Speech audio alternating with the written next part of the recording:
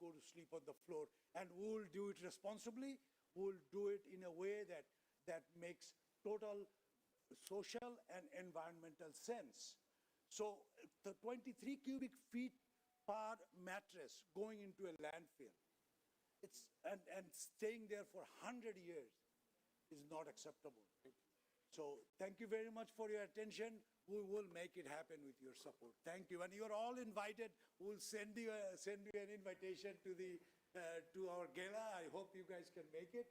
Thank you very much again. Councilmember Kamen, Mayor, we do have a council member in queue. Councilmember Kamen. Very quickly, first, thank you all so much. I used to donate furniture to the Innocence Project, and that I felt was such a worthy cause. Can you just explain very briefly how residents can donate furniture and support in that way? The gala is very important, but how do people actually start participating? Sure. All you have to do is to go to the Furniture Bank website, and the website explains very clearly how you can donate. If it's a donation that you need to happen immediately because of our lack of resources, that might cost you a few bucks, but there is also another pickup there which is not priority. So we'll do that. Also, another thing is we have 3 different outlet stores where we sell furniture to raise funds. It's on 1960 and Champions Forest, and right in front of Gallery Furniture, and on our Furniture Bank location. So please come and shop from us. Thank you very much. Thank you. There you go. I think we can all fit right here.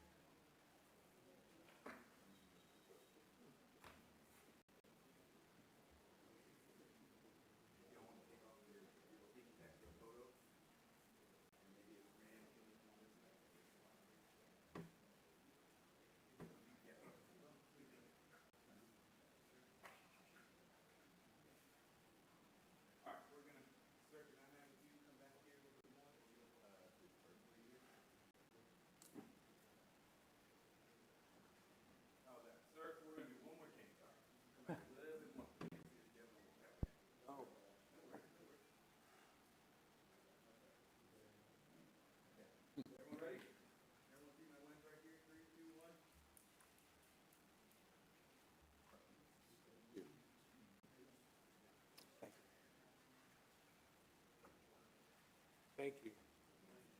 Yeah.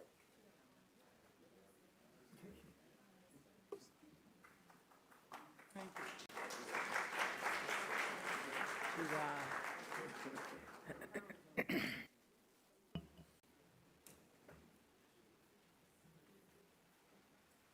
Next, the chair recognizes Councilmember Thomas, who will commemorate Fair Housing Month.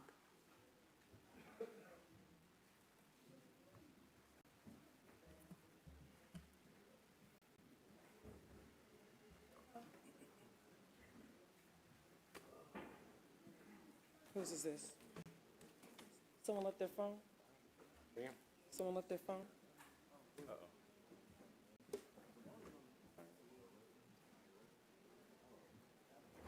Don't act like y'all afraid to come to the way y'all try to bum rush me. Y'all better come on to this, yeah. Is everyone situated? Mayor, colleagues, if I could have your attention into our viewing audience and those in chamber. April marks the 56th anniversary of the Fair Housing Act of 1968. Fair housing was something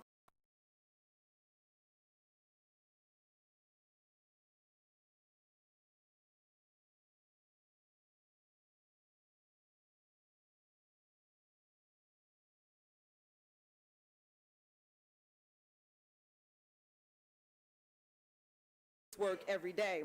Fair housing, which means access to safe and stable, affordable housing, is a fundamental right and a cornerstone of thriving communities. In Houston, many local organizations work to meet this need and support residents in accessing housing opportunities. I am grateful for everyone who helps us live out this mission each and every day. The organizations today that are represented include the Housing Alliance HTX, of course, our wonderful Housing and Community Development Department that provides wonderful visionary leadership to our partners, the Houston Land Bank, the Houston Community Land Trust that continues to promote permanent affordability, the Coalition for the Homeless, the Houston Area Urban League, the Houston Housing Collaborative, the Houston Housing Finance Corporation, the Houston Apartment Association, the Texas Housers, and last but definitely not least, the Houston Association of Realtors. Some organizations provide direct assistance. The Housing Alliance offers affordable housing options, rental assistance, and supportive services. Our amazing Housing and Community Development Department and the Houston Land Bank support sustainable development across the city. The Houston Community Land Trust helps preserve land and create permanent affordability of housing, ensuring long-term access to safe and quality homes. And to address homelessness, which is something dear to all of us, the Coalition for Homeless and the Houston Area Urban League provides services, conducts research, and supports policy solutions to reduce and prevent homelessness. And as a courtesy, I would like to acknowledge in chamber, do we have our Judson Robinson? There we go, former council member, and you know that once you're a council member, you're always a council member in these chambers, and I just want to acknowledge his presidents. We know him as the CEO of the Urban League, but he is also in the fraternity of council members that have represented this city. The Houston Housing Collaborative works to address systemic barriers through partnership, advocacy, and community-based solutions. The Houston Housing Finance Corporation supports affordable housing development through funding and assistance to communities in need. And so, Mr. Mayor, I'm so excited to present this group to you. So in recognition of these efforts and the 56th anniversary of the Fair Housing Act of 1968, the City of Houston observes Fair Housing Month to honor these organizations working every day to expand access to safe and affordable housing. Mr. Mayor.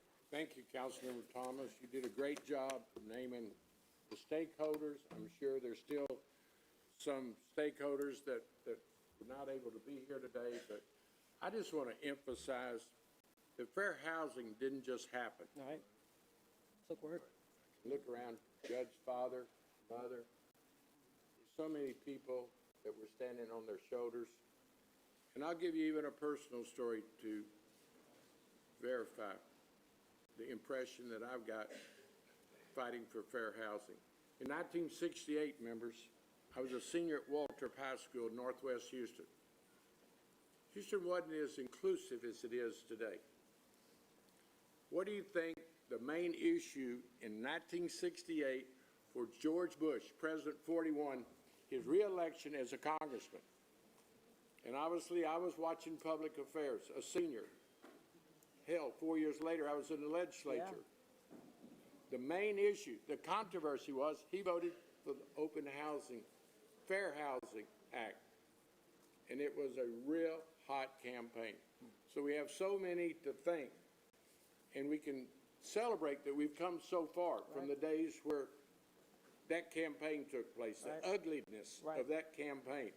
But it also means we've got a lot of work left to do. So thank you to everyone that's present today. Therefore, I, John Whitmire, Mayor of the City of Houston, hereby proclaim April 2026 as Fair Housing Month in Houston, Texas. Thank you. Thank you.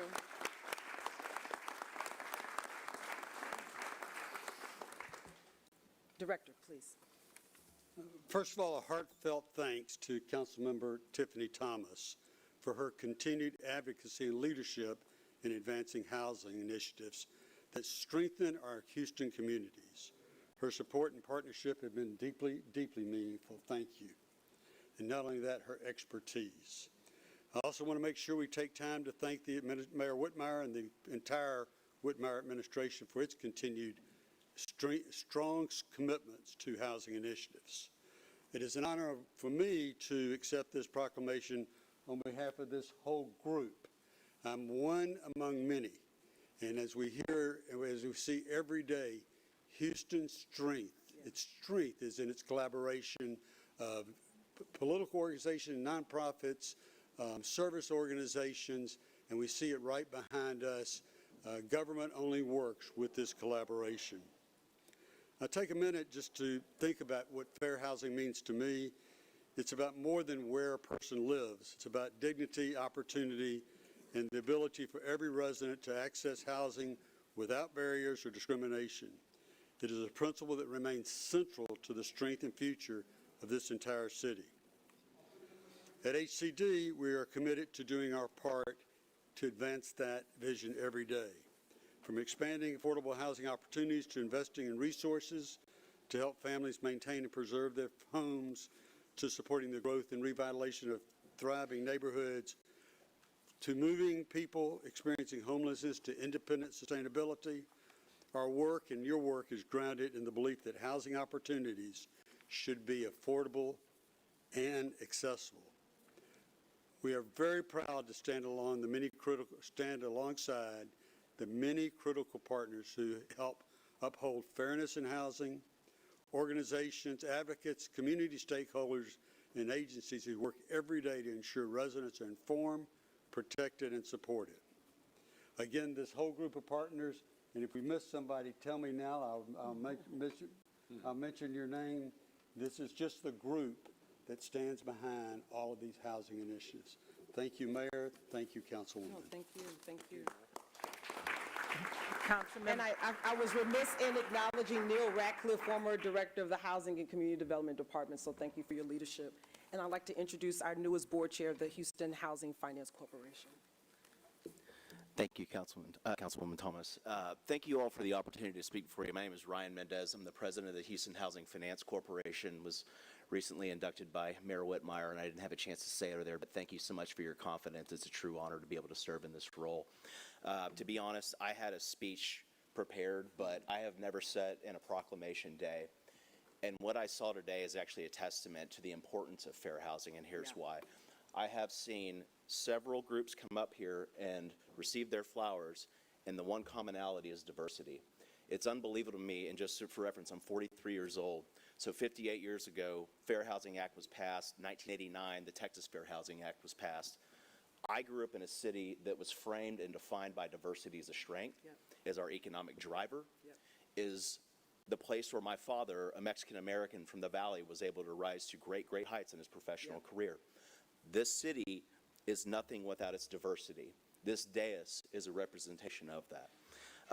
I am so grateful to be here, but one of the things that we're doing is affordability. That's the new challenge. You know, I'm proud to live in a place where you can't be discriminated on where you want to live based on race, color, creed, sexual orientation, familial status, disability. Yet today we have new challenges. Construction starts are at an all-time low. Affordability is disappearing. While rents were flat over the last 2 years, projected they're going to be increasing 3 to 5% every year from 2027 through the next decade. That's going to create a lot of stress. What we're seeing now is building of luxury high-rises, infill communities, and there's a place for that, and it is important for our community. I think of what Councilman Martinez just said, growing up in a family of 9, sleeping on the floor of a one-bedroom apartment. I went to U of H, was a proud member of the Hispanic Business Student Association. Many of my friends and my wife shared that exact same experience when they came to this country, and just through their parents and their hard work. The reality is that they would even had that opportunity at one point in their life to share those bedrooms. So I think that speaks to the importance of the Fair Housing Act and the bravery of the people that were there in a tumultuous time in our country's history to pass this. It shows up where we are today. It makes me proud to be an American and proud to be a Houstonian, and extremely proud to represent the Houston Housing Finance Corporation in this chamber. Thank you so much for the opportunity to speak. Thank you. Thank you very much. I'd like to yield some of my time to former members. That's what I was getting ready. We're on the same page. Wonderful. Because he not only was a member, but his father was a trailblazer. When I got Absolutely. elected legislature in '72, Jud's father was the only person of color on city council. Correct me, Judd? Correct. Yeah, my Think dad, about that, members. The 55th year. The only person, and that was in '72. elected in '71, and as Councilmember just mentioned, it was 55 years ago, so it's a What a gentleman. very historic year in our history as a city. in our testament to diversity and to the reflection of what we see here on City Council today. What a fantastic city. What fantastic leadership we have with you, Mayor, with you, Council Member. But these were hard-fought civil rights that we are slowly seeing evaporating as we speak. And so it's important today to recognize not only what we're doing right this very second, but all the other speakers that came before us and what they are fighting for and what they're making sure that we recognize as part of our unique history as a city, as for the individual things that they are doing and the impact that it's having on people. But this is a federal law that made sure that we're talking about fairness in housing. And it's something we can't let slip away. So, Mayor, thank you so much for making sure that this was something that was special today. Thank you, Council Member, for your leadership in this space. And to all my partners who serve in this area, Neil, you know, this is what it's all about. It's making sure we come together so we'll have a great city today and into the future. Very good. Thank you, Judge. Thank you much. Councilmember Pollard. Thank you, Mayor Pro Tem, and thank you to Mayor, Councilmember Thomas, all the leadership that's here. It's a star-studded group. You said a limited representation, but a very A-list group. They Mr. come out Edwards for and me. others, good to see you all. The mayor mentioned 1968 and the hot-button issue that housing was at the time, and fair housing, and a fight against discrimination, and upholding what makes our city great, which is our diversity. And it wasn't because people just rolled over and allowed it to happen. People had to fight for it. People have to see the importance of bringing everyone up, really focusing on the word fairness, and ensuring that within the city of Houston there was leadership there, did not cower to others that were trying to push against that. And so this is a great testament to be able to celebrate that, but also recognize that some of those same struggles are still present today. Right. And your leadership is needed more than ever to ensure that fairness is upheld, the diversity of our city is something that we stand on, and that we push back against any forces that are looking to derail that. So I want to thank you all for your leadership and your time here today. God bless you. Councilmember Evans Shabazz. Thank you, Mayor Pro Tem. Certainly, thank you to Councilmember Tiffany D. Thomas, as well as to the mayor and our distinguished guests. I am a real estate broker who makes no money because of my current gig, but certainly I know how important it is. You know, home ownership changed the trajectory of a person's life. But I also wanted to lift up an honorable person that's among us, Kelly P. Hodges. She's not only my soror, but she's also an elected trustee in Spring ISD. And I congratulate her and certainly Judson Robinson for your leadership in choosing her as the director of the Houston Area Urban League Fund Development and Communications. So thank you all for coming. And we're gonna make it do what it do. Thank you. Thank you very much, Councilmember Thomas, for bringing this forward to the mayor and everyone. We say it all the time in government, we cannot do this work alone, and we all can agree that the place that people call home impacts so many aspects of their lives.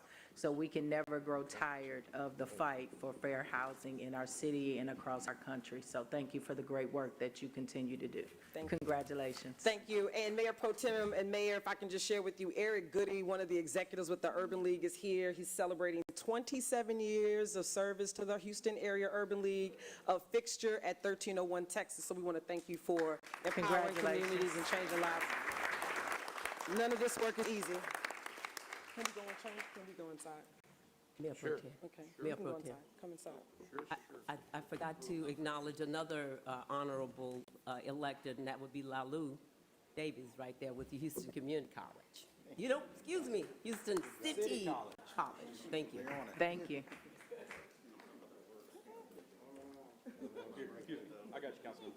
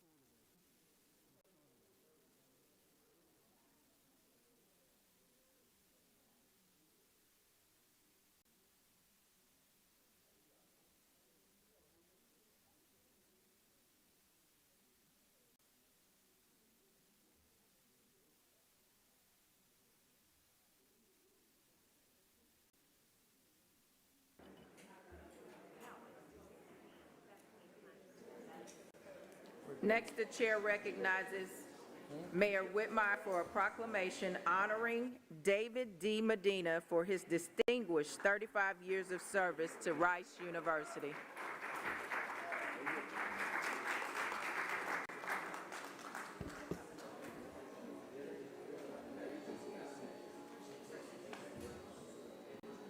Hi, David. How you doing? Good to see you, partner. What are you doing? Thank you, members. David, this is long overdue.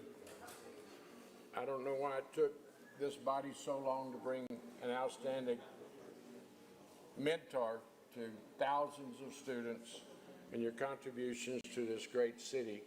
As a director of multicultural community relations at Rice University, and as we were citing some of the challenges that our community's gone through, certainly to have open housing, you've seen it all as well. And you were steadfast, using it to motivate your students, serving on the mayor's Hispanic Advisory Board for, I think, 18 years. So, you know, it don't get much better. And that's why we wanted you to be here today, to remind all of us that there are Houstonians, leaders, that are kind of quietly, day in and day out, making this the great city that it is. So thank you, and it's an honor for me to sponsor this proclamation. And therefore, I, John Whitmire, Mayor of the City of Houston, hereby proclaim April 14th, 2026 is David D. Medina Day in the City of Houston. Thank you. And Michelle has that proclamation. Thank you, partner.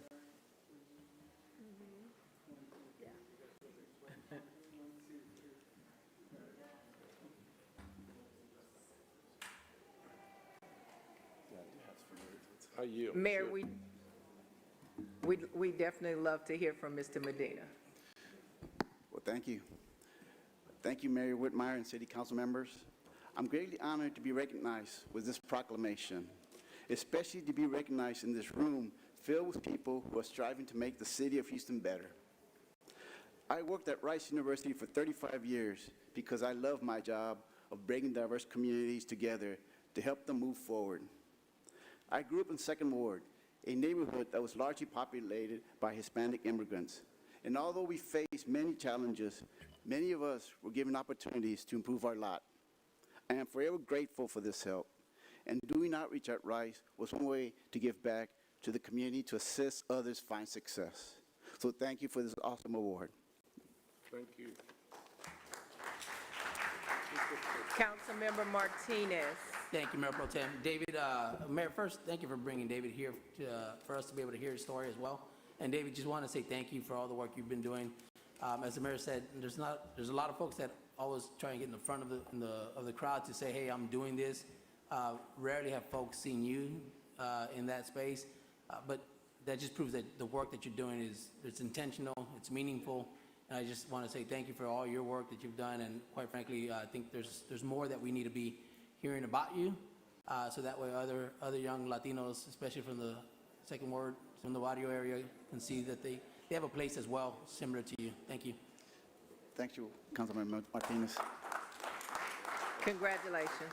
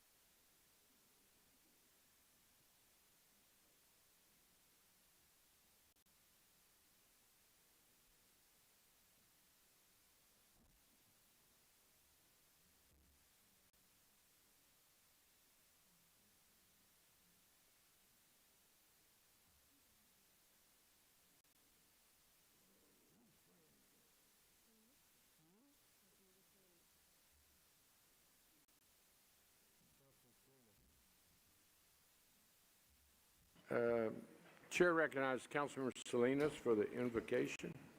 Yes, it is my honor to welcome my pastor, Keaton King of St. Philip Presbyterian Church, to lead us in prayer.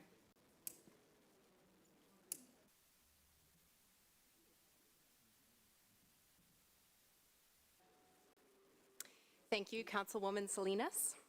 On behalf of the community of St. Philip Presbyterian Church of Houston, I bring greetings and a word of gratitude for your civil service as Houston City Council members and Mayor Whitmire. These are challenging times, but it is for such a time as this that you hold public office.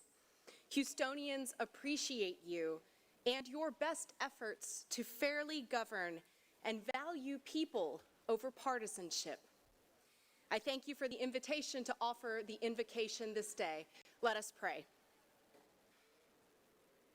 Holy One, our God, our help in ages past, our hope for years to come, we give you thanks for the gift of this day, for the exercise of democracy, for the privilege of public service, and for government which orders civic life to ensure the flourishing of all people.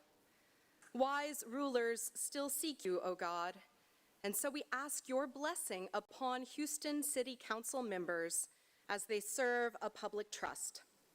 Help them as leaders to summon the moral courage to do what is right when it isn't politically expedient or popular. Grant to each of them wisdom, mercy, integrity, and deep compassion for their constituents. Grant to all of them mutual forbearance, openness to learn from each other, and an unwavering desire to improve the lives of Houstonians, particularly those most vulnerable, the sick, the incarcerated, the unhoused, the undocumented, the hungry, and the poor.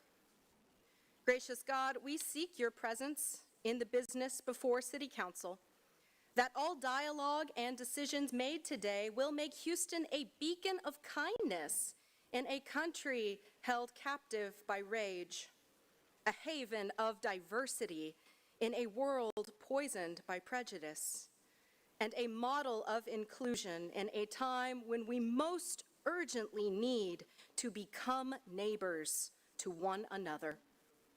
We pray in your strong name, Creator, Redeemer, and Advocate, one God, now and forever. Amen. Please rise for the pledge. I pledge allegiance to the flag of the United States of America and to the republic which stands one nation, under God, indivisible, with liberty and justice for all.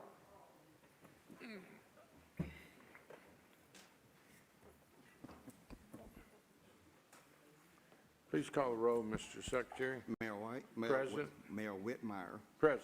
Councilmember Peck. Here.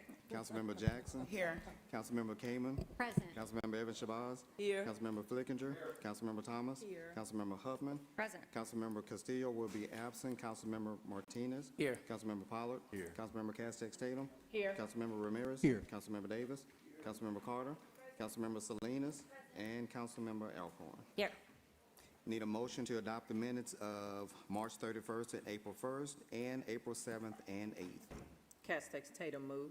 Second. Motion made and seconded. All in favor say yes. Those opposed, nay. Motion passes. Procedural motions. Councilmember Salinas. Yes, I'd like to move to add Dustin Reinders, Jennifer Canales, and David Donati to the top of the 3-minute non-agenda list. Second. Motion made and seconded. All in favor say yes. Those opposed, nay. Motion passes. Councilman Carter. Thank you, Mayor. I'd like to move to suspend the rules to add Marion Wright to the bottom of the 1-minute non-agenda for 2 minutes. Motion made and seconded. All in favor say yes. Those opposed, nay. Motion passes. Councilman Jackson. Thank you, Mayor. I move to suspend the rules to add Ivy McGregor, Stephen Taylor, and Craig Hawkins at the bottom after Felicia Kizzy under the 3-minute non-agenda list. Motion made and seconded. All in favor say yes. Those opposed, nay. Motion passes. Anyone else? If not, please call our first speaker. Ariane Whittle, to be followed by Dewan Carter.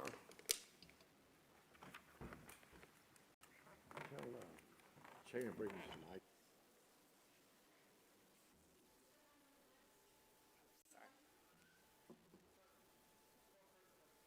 Good afternoon. My name is Ariane Whittle, and I am coming up as a mentee representative for the CA4Y Credible Messenger Program.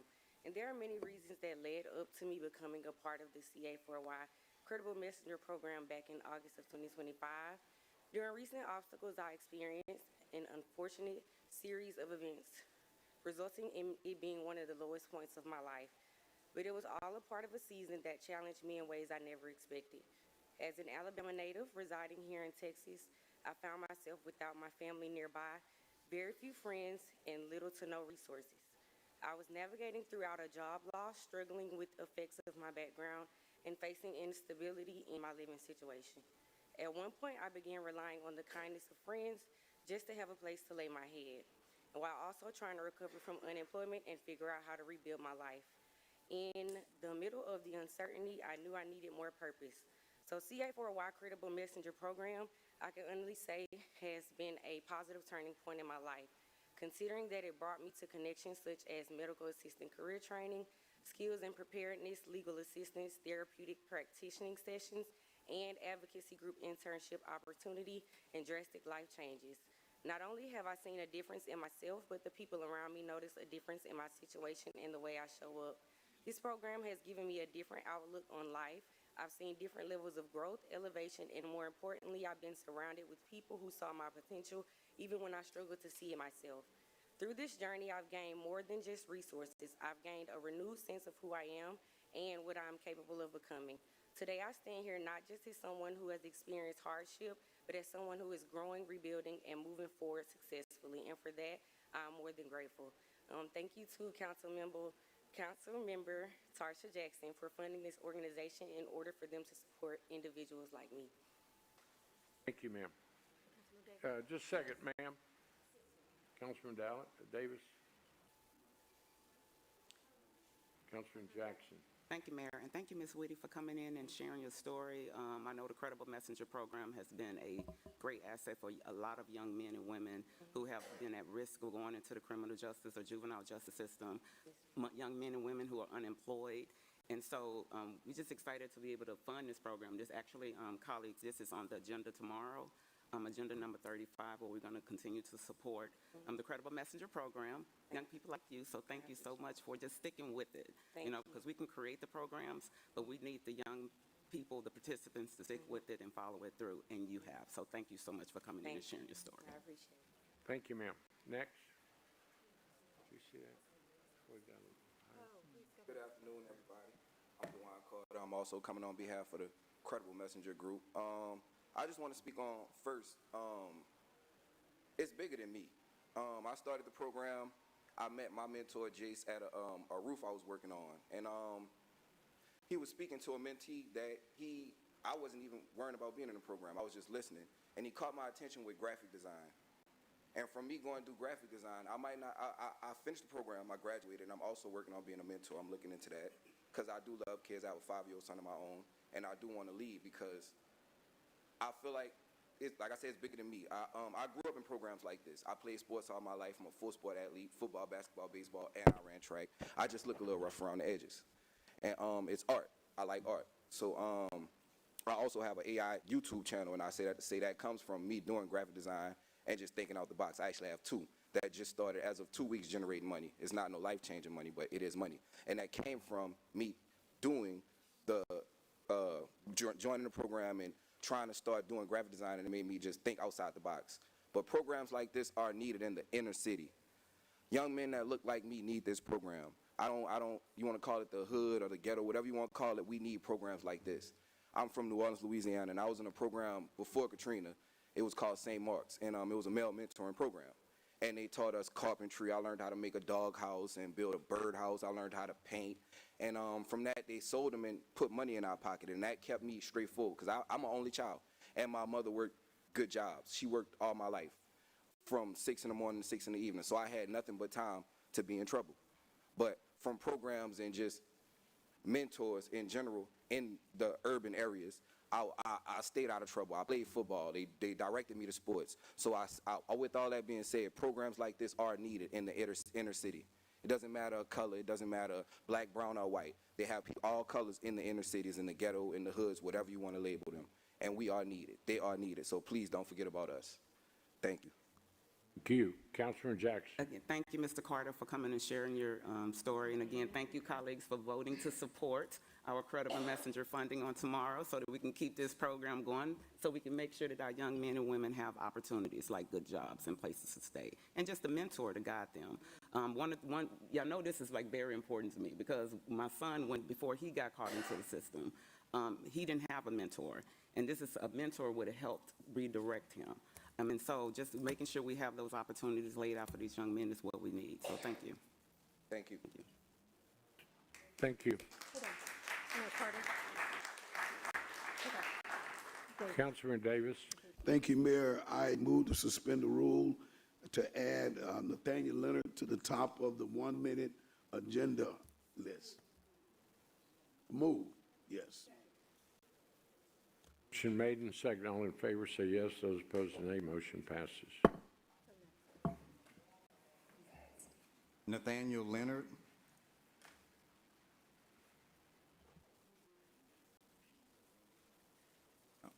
To be followed by Elsa Flores.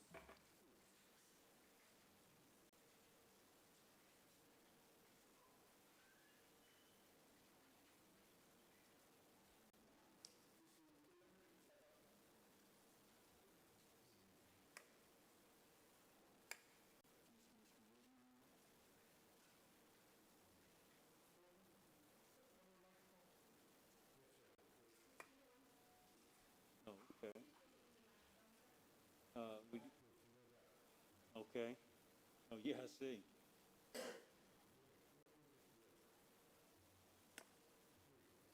Okay. Would you, okay. What do you want to know what my, case is, or?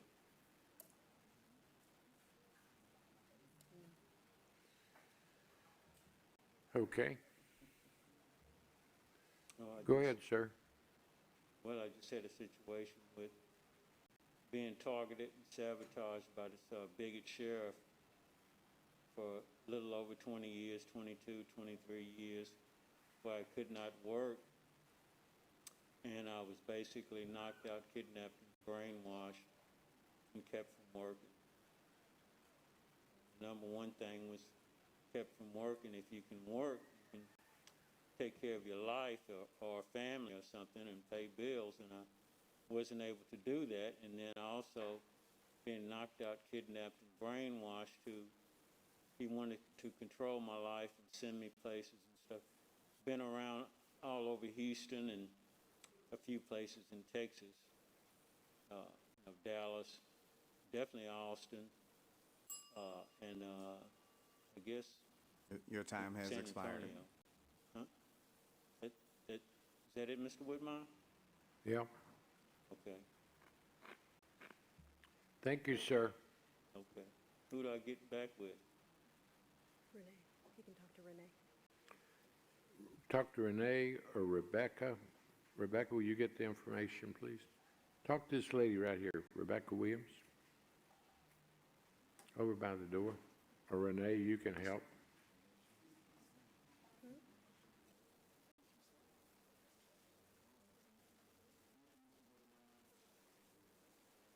Next. Elsa Flores?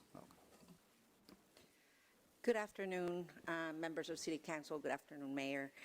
My name is Elsa Flores. I'm the president of SEIU Texas, and I am here today on behalf of the housekeepers and service workers at the Convention and Entertainment Center who have not received a raise since 2023. That's 3 years. 3 years that rent goes up, 3 years that groceries go up, groceries and everything else that you can think of. But workers' salaries have not gone up. Workers are struggling. After paying rent and basic expenses, they have nothing left to survive on. Workers are making impossible choices. Do they buy food or do they buy gas so that they can actually get to work? Workers are not asking for anything extraordinary. They are asking for fair pay. Houston First already supported higher wages for the Hilton Americas. Those workers now have $20 minimum wage, and they're getting raises to up to $22 for some cases. These workers at George R. Brown Convention Centers do the same work in the same convention district. Your time has expired. Thank you. Thank you, Elsa, for being here, your members, and certainly you're going to be receiving equivalent to the George Brown. It's already in the process through our conversation, so expect that benefit improvement. It's long overdue, and thank you for being members. Thank you so much, sir. Have a good day. Just a second, Elsa, Councilman Martinez. Thank you, Mayor. Thank you. Elsa, thank you for being here. To the members of SEIU, you know, this is a similar conversation we had not too long ago with Unite Here, and I am committed and will be consistent with the same messaging as then. As downtown is doing better, that needs to trickle down to the folks that are in the hospitality space. We cannot continue to have 50,000 visitors and not make sure that the folks that are taking care of those visitors are not having a fair wage as well. And so, thank you for continuing to speak up. If there's one thing that's important to me is making sure that folks can have a decent pay, so that way they're not working 2 or 3 jobs, because you need to be at home with your families as well. And all that matters in making the city a stronger and thriving city as well. So thank you for your leadership, Elsa, to the SEIU group. Sigue con la lucha. Aquí estoy con ustedes. Thank you so much. And let me just say, you know, today I'm here to speak about George R. Brown Convention Center, but I know I've spoken to some of you that we need to lift up all city subcontract workers in the city, and we'll be back to be able to talk about that. Yes. Very good. Councilman Kamen. Thank you, Mayor. Elsa, I too wanted to thank you, all of SEIU. I see even some of our airport workers standing together in solidarity on this. So thank you all for taking the time to be here, to use your voice. Elsa, it sounded like you may have gotten cut off. Was there anything else you wanted to say? Just how extremely proud I am of this city. Our members are the backbone of the convention center. We're about to have, you know, we've had world-class events, whether it's a convention or whether it's a sports event. Our members are the backbone of those events and make our city even greater. So we appreciate the calls to Houston First to make sure they're not left behind. Thank you, Councilman Salinas. Thank you, Elsa, so much for being here. I just wanted to give you the opportunity. Do you have any specific ask of myself and my colleagues that we can do to support you in this fight? Again, you know, we understand that it is Houston First that puts out the contracts. They're the ones who decide how much money goes into this contract. So a call to that committee or that board and the CEO would be greatly appreciated. Be glad to do it. Thank you. Councilman Evans. Thank you, Mayor. Thank you, Elsa. These are boots on the ground. That's right. And we certainly need to support them in their efforts. It's certainly to be able to have a livable wage and to be able to live and support their families. So I've always been on board with SEIU, and I will continue. Thank you. We appreciate it. Thank you. Ma'am, thank you. I'll be safe.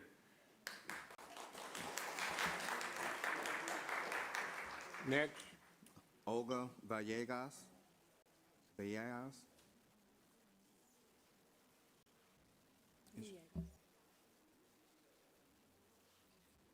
To be followed by Maury Bird Lucas. Buenas tardes. Disculpen que me pongo nerviosa.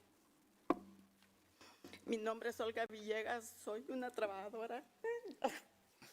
Soy una trabajadora del Centro de Convenciones, GRB.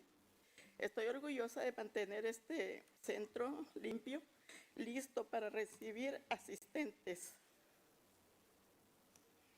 My name is Olga Villegas, and I work as a cleaner housekeeper at the George R. Brown Convention Center. I'm proud to keep our convention center in clean and welcoming place.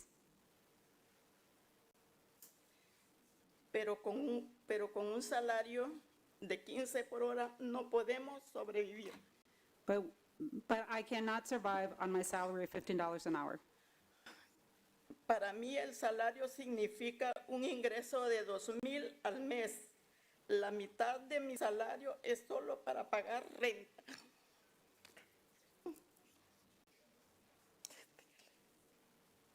For me, that adds up to about $2,000 a month. I use half of my salary to pay my rent. Y todos mis biles. Esto significa que cada mes no puedo comprar las medicinas que necesito. Necesito decidir si compro medicina o pago un bill o pongo en mi tarjeta de crédito endeudándome más. That means I have nothing left to pay for my medicine I need. Every month, I have to choose. Do I risk going with my medication? Do I miss one of my bills? Do I put on my credit card and go deeper in debt? No podemos sobrevivir con todos. No podemos sobrevivir con estos salarios. Los trabajadores de banquete, del GRB y los trabajadores del hotel recibieron aumento y nosotros necesitamos un aumento también. We cannot survive with our current salaries. Food workers in GRB and hotel workers already got a raise, and we need one as well.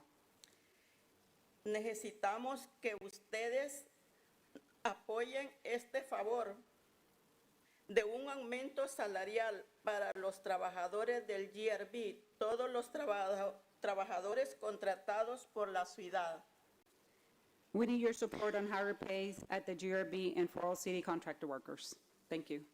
Thank you. Ya es segunda vez que venimos y no hemos recibido respuesta.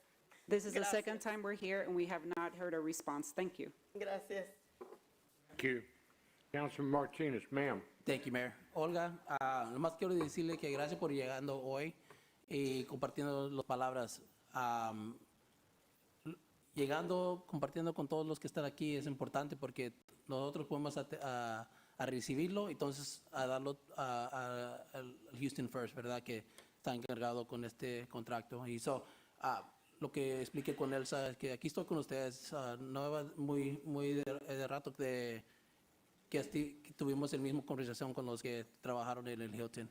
Y más importante es ustedes teniendo un pago de un trabajo, no muchos, 2 o 3 trabajos, para que se puedan tener una vida con la familia también, para que puedas también involucrar nuestra familia en una ciudad que todos puedan compartir y todos puedan vivir bien también. Entonces, gracias por venir.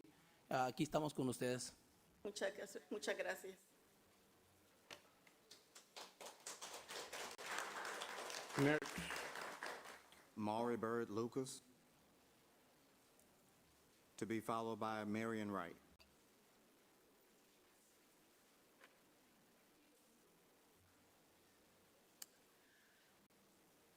Good afternoon.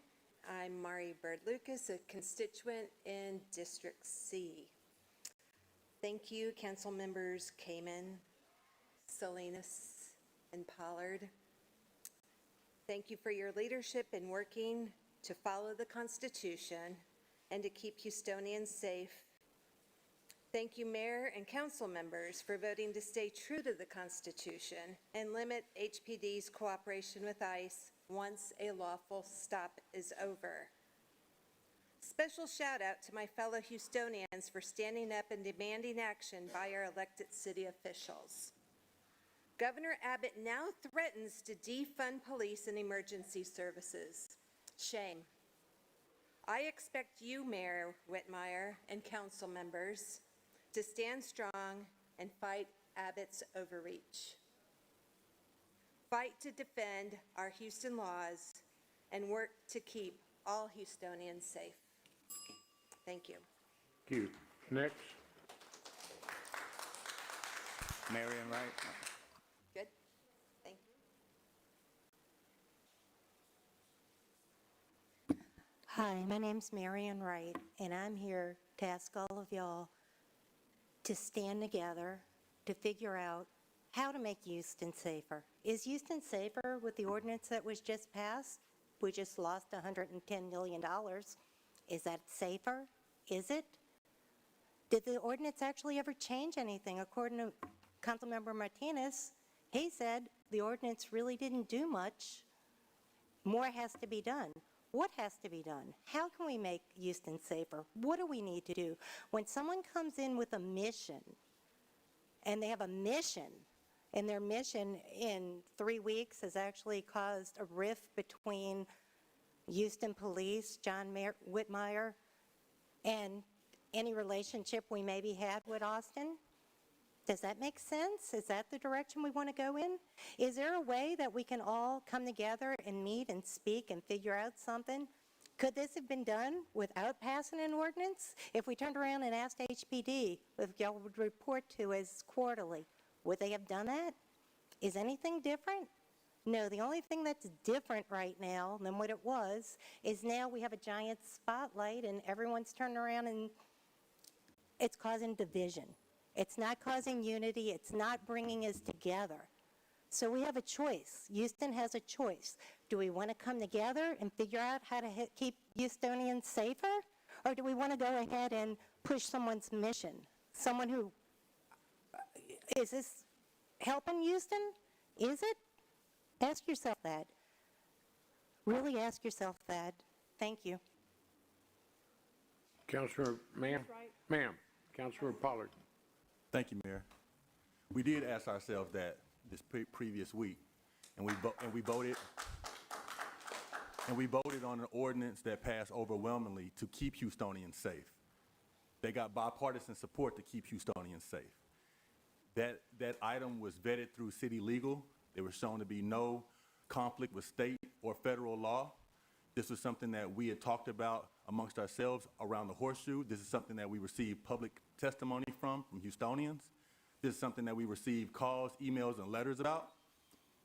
There have been protests and outward appearances of activations of individuals saying that they wanted to see something, some action from this council, from this city, and we did that. And the consequence of that seems to be that there's leadership in Austin that wants to now intervene on matters that we have already settled here in Houston. I am to the belief that for those who supported this item should remain supportive of this item. We should remain Houston strong. We should remain a city that is welcoming, a city that is diverse, a city that is fair. All the things that we hold our hat on, it comes down to our actions now, and our actions have to speak louder than our words.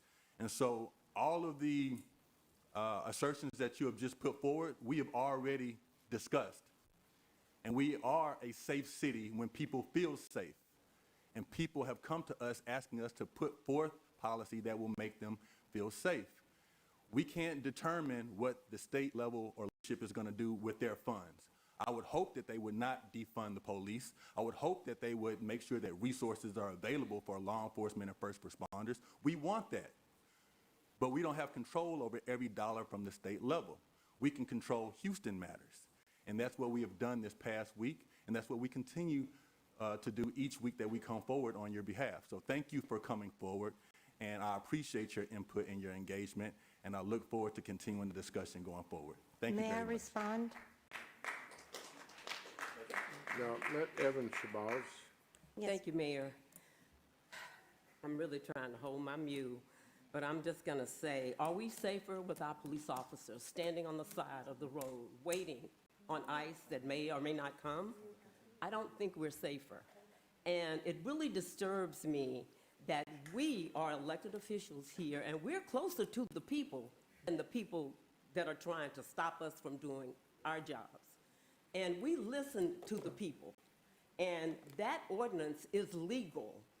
And so to say that we should be strong-armed into doing what another person or persons think that we should do, because they're not supported by their legislature. They are coming forth as individuals in their capacity to tell us what we need to be doing. We were very, very thoughtful in this process. And I am one that will continue to stand to support that. And what else is it but hypocrisy that you want to take money from people in public safety? That's exactly what it is. But yet you say that you are concerned about public safety, but we're going to put your arm behind your back and take the money back to stop you from being able to support those that they say that they support, our men and women in blue. So I don't need a response from you. If anybody else does, then carry on.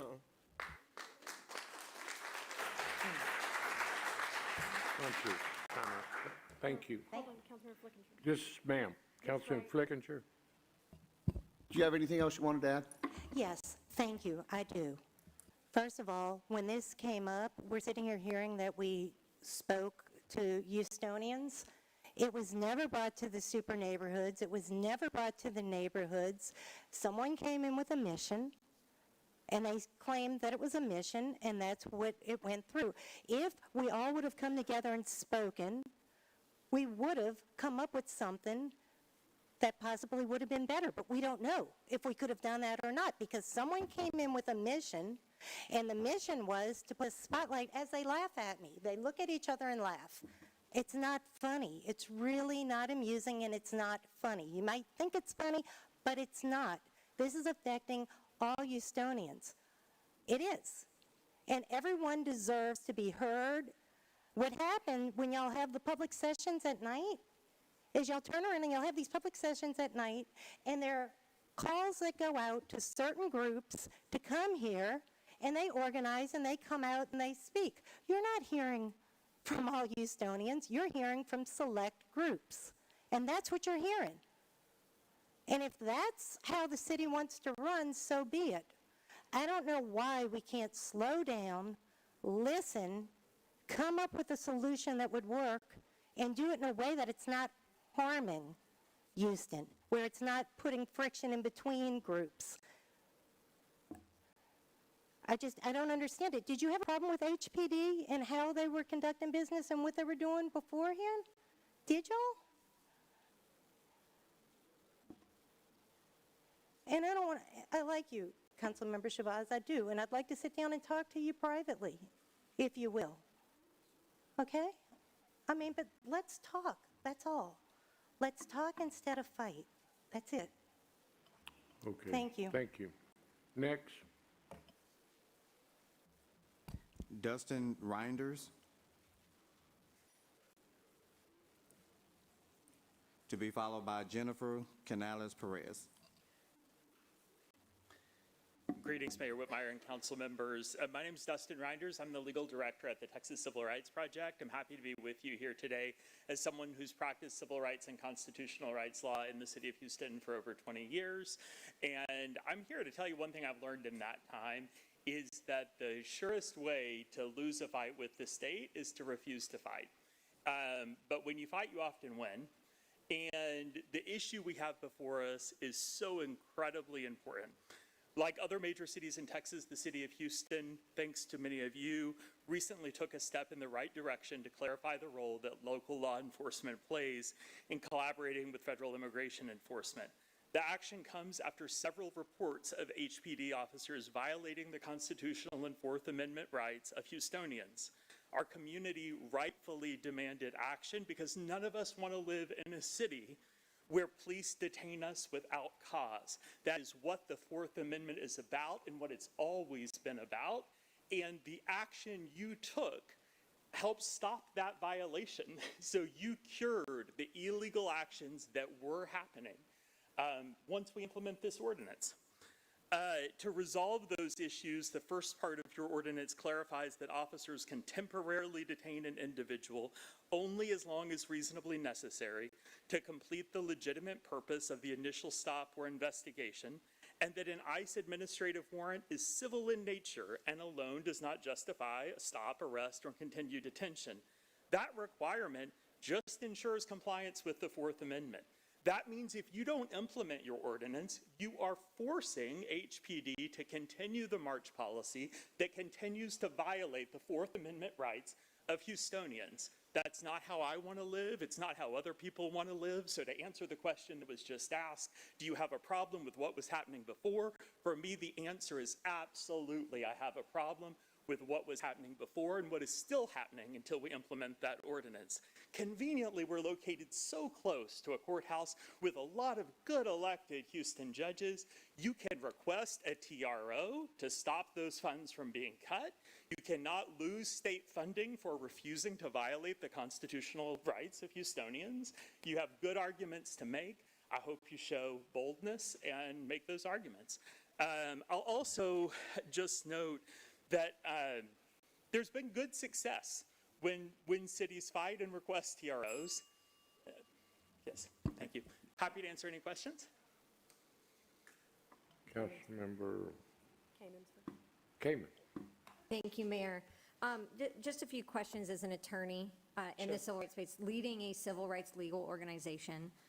One, is it your understanding of the ordinance that was passed that if somebody poses a public safety risk, HPD is still able to detain them as necessary? That's right, because the language in the ordinance specifically says only as long as reasonably necessary to complete the legitimate purpose of the initial stop or investigation. So if someone's a risk at that moment, an officer can arrest them for any number of reasons, right? Depending on the kind of risk they're posing. Right, and thank you for that clarification, because I think there's been a lot of information and misinformation out there about what this ordinance does and doesn't do in terms of clarifying what is already in the law. Is that correct? That's What correct. we passed is already law, both in the state of Texas and the city of Houston and in the United States. That's right, and if you'd like me to clarify on one point there, Please. one of the biggest protections in the Fourth Amendment is that the warrant is supposed to be reviewed by a neutral person. That's usually a judge, right? So the difference between an administrative warrant is it means it was never reviewed by anyone. Well, the Fourth Amendment wouldn't have been required if England had neutral folks before they were going into people's houses, right? Before that they were conducting search, seizures, and arrests. The whole purpose of the Fourth Amendment is it's a hallmark of our democracy to have that kind of protection from the government terrorizing ordinary folks without any proof that's reviewed by a neutral person, a judge. And so none of these administrative warrants have been reviewed by a judge. None of them have been considered by a neutral person. So to allow them to have the impact of allowing arrest completely allows the government to terrorize ordinary Houstonians. I understood, and again, I'm focused on the local Right. public safety resources, keeping the community safe, and the intent I think we all have around the horseshoe of public safety, and the integrity of the rule of law, and the respect for the law. My last question, I think you briefly covered it, but to be clear, what are, in your opinion, some of the options that the city has, other than just bowing out and saying whatever you want to the state? Well, you know, I'm a big fan of requesting a TRO. So the city could have its legal department file a request for a restraining order. You could walk to the court from here. You could get a hearing tomorrow. You could have it in effect by tomorrow night. Good people over there. So, yeah, that's what I'd do if I was representing the city, but I'm not offering to represent the city, represent individual civil rights plaintiffs, but yeah. Thank you. Councilman Pollard. Thank you, Mayor, and thank you for coming forward. And everything you laid out, I think, is something that we all have the ability to review and to vet ourselves as professionals. On this horseshoe, including the city attorney, there's 7 attorneys who, 1, 2, 3, 4, 5, 6, all the attorneys except for one saw this as a legal item and voted for it as such. And this has now come down to a legal question. And I think you're right. I do think it would be prudent for the city to look at taking legal measure to get an answer on that. And a temporary restraining order could be something that could be very useful. Lisa could give us some clarification. We have legal opinions here. We have a city attorney who's made his legal review that we've trusted and we've voted upon that legal review. Then we have folks at the state level that have a different legal opinion, right? But it's all opinion. And so you would think in the best interest of the city, when we have city ordinances that are passed by city council with an overwhelming majority, that we would use every tool in the toolbox that we have available to us for legal recourse. And I want to thank you for your suggestion. Councilman Flickinger. Thank you. So if we got a TRO, if we win, we could prevent the state from cutting off the funds that have already been allocated, correct? Yeah, if you win, that would be correct. And of course, you go through the appeals process. And you know, I'll say the threats from our state, there are active efforts, as I think many of us know, at our state and federal level to consolidate power, and consolidating power in a way that keeps those closest to their constituents from acting, defending them, having a role in our government still. And the threats won't stop. So the question is, do you stand up, and on what issues? And I'm not to suggest that every single issue matters enough that you go to the courthouse. Okay, But this so one if we does. get this, Yes. we win the TRO, it goes to court, we win, we get that money. We got a couple $100 million last session for a number of things. Here's one example. I believe we got $50 million to replace the pumps at the Lynchburg pump station. Is that correct, Mayor? Is that, well, $100 million? Would the state next session have to give us money like that? Or would they be able to say, no, we don't like you, what you've done, we're not going to give you money? Political processes are fickle, but I'll say. So they'd be able to say no? They could, but we have a lot of history of cities that have challenged the state and have been able to sustain their cities and continue to receive funding from the state. I don't think we've had a lot of history of cities getting a couple $100 million in one session. Yeah, that's something I understand you have to consider. Councilor Evans Shabbat. Thank you, and thank you so much for coming. I guess the bottom line is the person that created this problem cares nothing about the Constitution. Yet, therefore, they have no problem with violating the rights of people who are impacted by this. And, you know, I was asked, you know, do I trust the police? Well, yeah, I trust my parents, but they don't make all my decisions. And so, you know, I kind of see in line that some people are taking a victory walk. But I want to say 5,400 police union officers, we've been threatened, you know, who are free thinking. I think I'll take my chances on the 50 organizations that do support the ordinance. So let's do the math. And so certainly, again, I love people that come with solutions, and it's up to the mayor where we go in terms of that solution after we meet on Friday to make a determination as to whether we will continue to stand. Thank you. Do you mind if I follow up on something you said? You know, I trust the police so much that I believe we should give them discretion about whether to call ICE in the first place on an administrative warrant. So. Councilman Pollard. Thank you, Mayor. And I want to clarify that the money that has been, I guess, used as a tool for us to reconsider this $100 million, those are state dollars. They have the discretion to do what they want with their money. If the state wants to defund the police over a civil matter, that's their decision. Those grant dollars that are under the discretion of the governor's office, that's his discretion, his determination, and his decision on where those dollars go. For flood mitigation, parks, or anything else, that's his decision.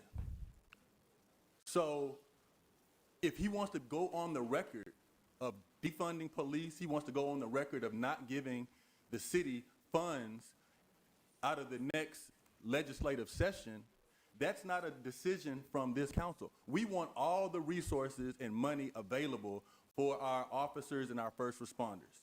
I would hope he would not go through with those threats to actually defund the police of $100 million.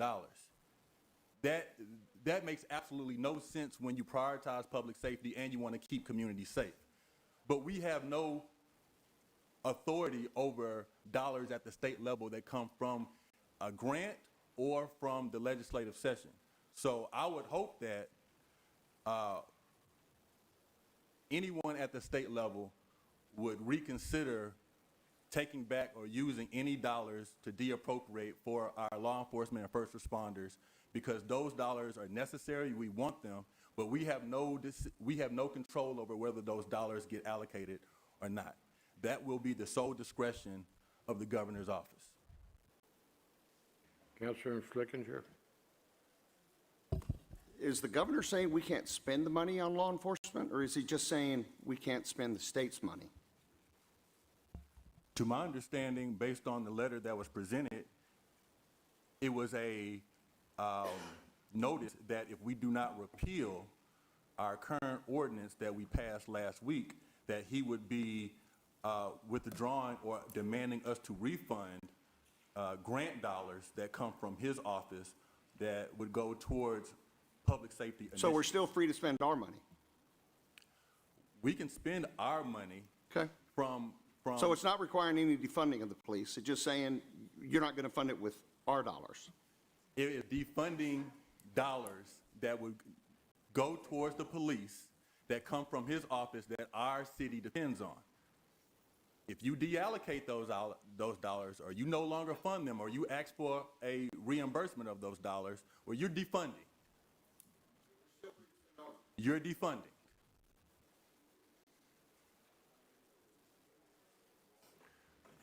Councilman Flickinger, obviously a little bit of knowledge is dangerous. He closed our funding yesterday at 3 o'clock. It's not a threat. It happened yesterday. HPD is currently recalculating their services, addressing overtime and other matters. We must have the funding for FIFA to prevent human trafficking, and I could give you, which I'll be glad to share, the funding that comes out of Austin, as well as the federal government. So this is the first step by the government, because we signed with his office an agreement of certification for the grant money. You were listing legislative matters, and of course that'll be next session. But this is not an imaginary city. This is really Houston, and we depend on the state, the federal, and to some extent the county as partners. It's not a threat. The gentleman's legal opinion is just that, a legal opinion. The governor controls the purse strings from his criminal justice office. He has a different opinion. His team has a different opinion. So you can play chicken if you want. My responsibility, our responsibility, is the safety of Houston. I get calls on the weekend for extra police duty, and we use this money for that. So the public, everyone's district at large, is urging us more patrol, more equipment. We're fixing to have hundreds of thousands of guests.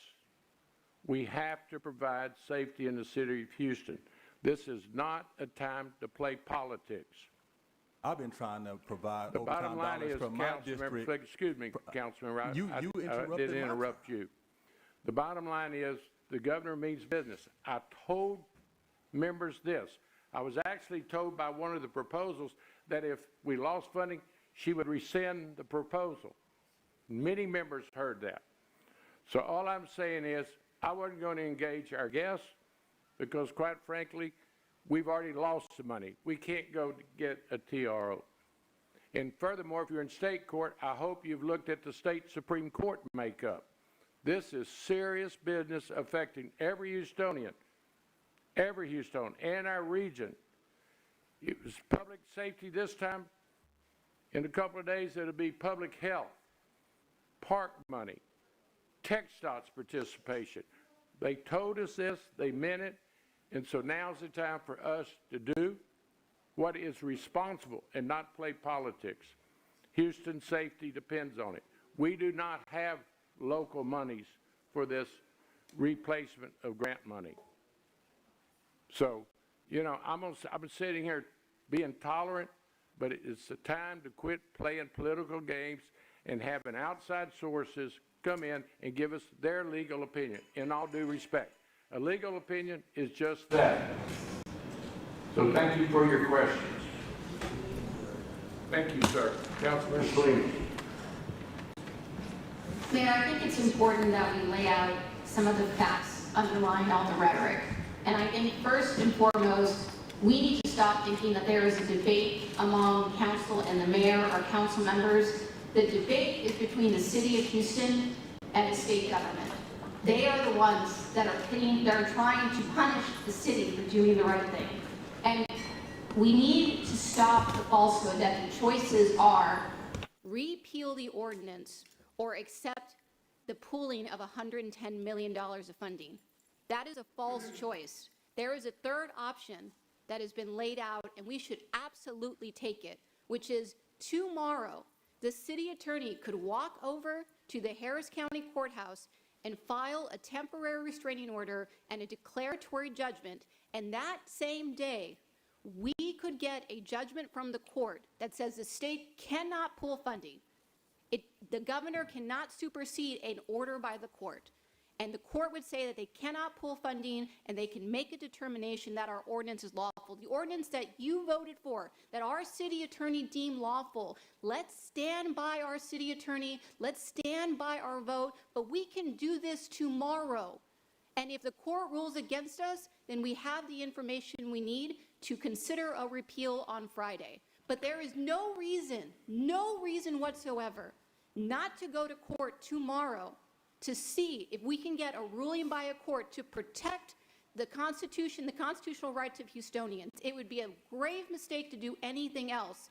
The governor's letter says we have until April 20th to make a decision. So we can go to court tomorrow. The next day, we could even go to court on Monday and get a ruling from the court. And if we lose that ruling, then I agree, Mayor, we have to make sure that we protect Houstonians. But we're not there yet. We have the opportunity to get a court to verify what all of us know to be true, which is we honor the Constitution, and the governor's attempt to not honor the constitutional rights of Houstonians is wrong. And as Houston's leadership, we need to stand up to that. I respectfully disagree, and I meant to correct something last week when you went out of council and said it's ticket and release. You know that the law requires you to look for warrants, whether it's from Montgomery County, Travis County, or even ICE. Then you look at the administrative warrant and you see if there's another outstanding warrant, maybe a murder charge from Honduras, and additional facts that makes up part of that administrative warrant that you mentioned routinely, as the gentleman did. Surely, as knowledgeable as you are, you realize the courts, certainly as you go as far as the state Supreme Court, are not going to favor our position based on history and their previous rulings. Mayor, that is not what I said. We are an instrument of state government. Mayor, that is inaccurate. And the governor controls his funding. So it's really not a legal issue as it is what the governor wants to do with his grant money that the legislature's given to him to use his discretion. And that's what's been withdrawn. In the time that you're claiming we ought to go to be to court, we're making Houston unsafe every minute that we deny HPD their resources. You know it, and I know it. This is too important to play politics. Mayor, what you just said is false. I did not make such a statement. All you have to do is read the ordinance to understand not only where I stand, but where you stand and this council stands, which is we are honoring the Constitution. And it is not true that it is simply the will of the governor. The governor cannot supersede the Constitution, and that is what a court of law could decide tomorrow if we have the will to do the right thing and stand up for the constitutional rights of Houstonians. There is nothing to lose by filing a temporary restraining order and a motion for declaratory judgment with the court. Nothing to lose. The governor's letter says we have until April 20th. Let's take that fight. Let's stand with our city attorney. Let's stand by the vote that you made, Mayor. I would proudly stand with you and walk that motion over to the court and have it heard so we can make sure that a third party can decide.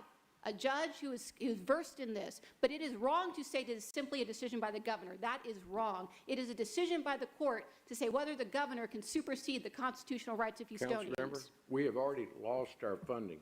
Every minute that we do that's not not what the address governor the said in governor's his letter. concern, we're leaving Houston unsafe. That is not what the governor said in his letter, Mayor. Councilmember, it's irrefutable. We lost our money at 3 o'clock yesterday. The accounts have been closed.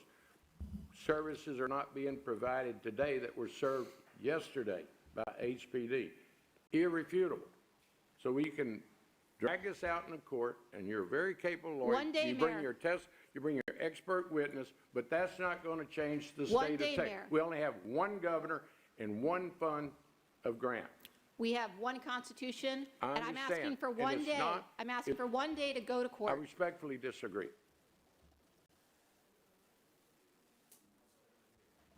Thank you, Mayor. I want to be respectful of the fact that we have many speakers that are coming. I do want to clarify, we are not, as a city, the instrument of the state. We are the instrument of the city of Houston and the people of Houston.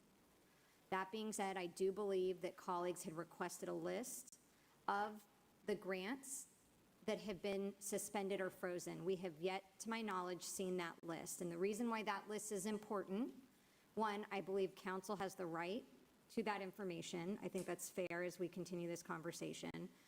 There has been statements made that some of the funding pertains to FIFA. That is federal funding that the governor does not necessarily have the authority to freeze. There is a lot of nuance when it comes to all of the different types of funding, so I'm making a respectful request. If we could please have a list of the grants that we have been told have been suspended, that would be extremely helpful during these conversations. Thank you. The FIFA money did come through the governor's office, and it's on the list of monies that's been frozen. The monies have been frozen. It's irrefutable. It's documented. Services that need resources are not being funded this afternoon. And Mayor, I understand that some of the FIFA money, while it comes through the state, comes from the federal government. There's I different understand. parameters. So, and I know you understand that, and you're very nuanced in that. So again, if we could please have a list, and I see Stephen And I David hope right you here. also know that surely Austin is talking to the federal government. So we can play chicken, we can gamble with Houston's vitality and our safety, but it's too important to do so, in my opinion. And I'm certain Houstonians support that concern about gambling with their safety.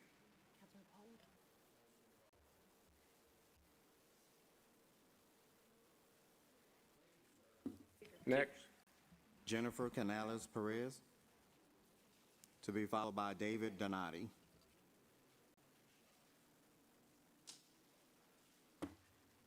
Good afternoon, council members, Mayor Whitmire. My name is Jennifer Canales Pelaez, and I'm a policy attorney and strategist with the Immigrant Legal Center, Resource Center. But I am also a native Houstonian. And like many in our diverse city of Houston, I am also the daughter of immigrants who came from El Salvador fleeing the Civil War in the 80s. At 11 years old, I discovered that my father was in deportation proceedings, and at that age, I advocated for his case to the president at the time, George W. Bush. Unfortunately, when I was 14 years old, my father was deported, and my family was permanently separated. For almost a decade, I worked and volunteered with nonprofit organizations representing children, adults, and survivors of gender-based violence. Most sought asylum because they fled incredible persecution and violence. Please hear me when I say the fear that a simple interaction with law enforcement will permanently separate them from their families is real. It pains me to think of the fear and anxiety that our community members are feeling right now. And despite the governor's letter that states that this ordinance violates SB 4, it does not. Rather, it ensures that HPD does not violate the constitutional rights of Houstonians And trust me, that was happening. How do I know? I saw those reports. I actually sent some of those reports to some of you on this horseshoe. As a reminder, everyone, no matter their immigration status, has constitutional rights. And despite the good intentions of the March 11th directive, rubber stamping potential Fourth Amendment violations by allowing HPD to wait 30 minutes for ICE to come opens the door to costly litigation. Council members, Mayor, last week some of you stated that this ordinance is consistent with state and federal law. Nothing has changed. I urge you, council members, Mayor Whitmire, not to repeal this ordinance, to stand with all Houstonians and fight for our community. To the 12 members who stood with Houstonians and voted to pass the immigration ordinance, I commend you and thank you for your bravery. Thank you for listening to us, and this is a great first step. And we hope that you continue to push for solutions that will protect all Houstonians. Any questions? Thank you, ma'am. Councilmember Carter has a procedural motion. Councilmember Carter has a procedural motion. Thank you, Mayor. I move to add Doug Griffith to follow David Donati.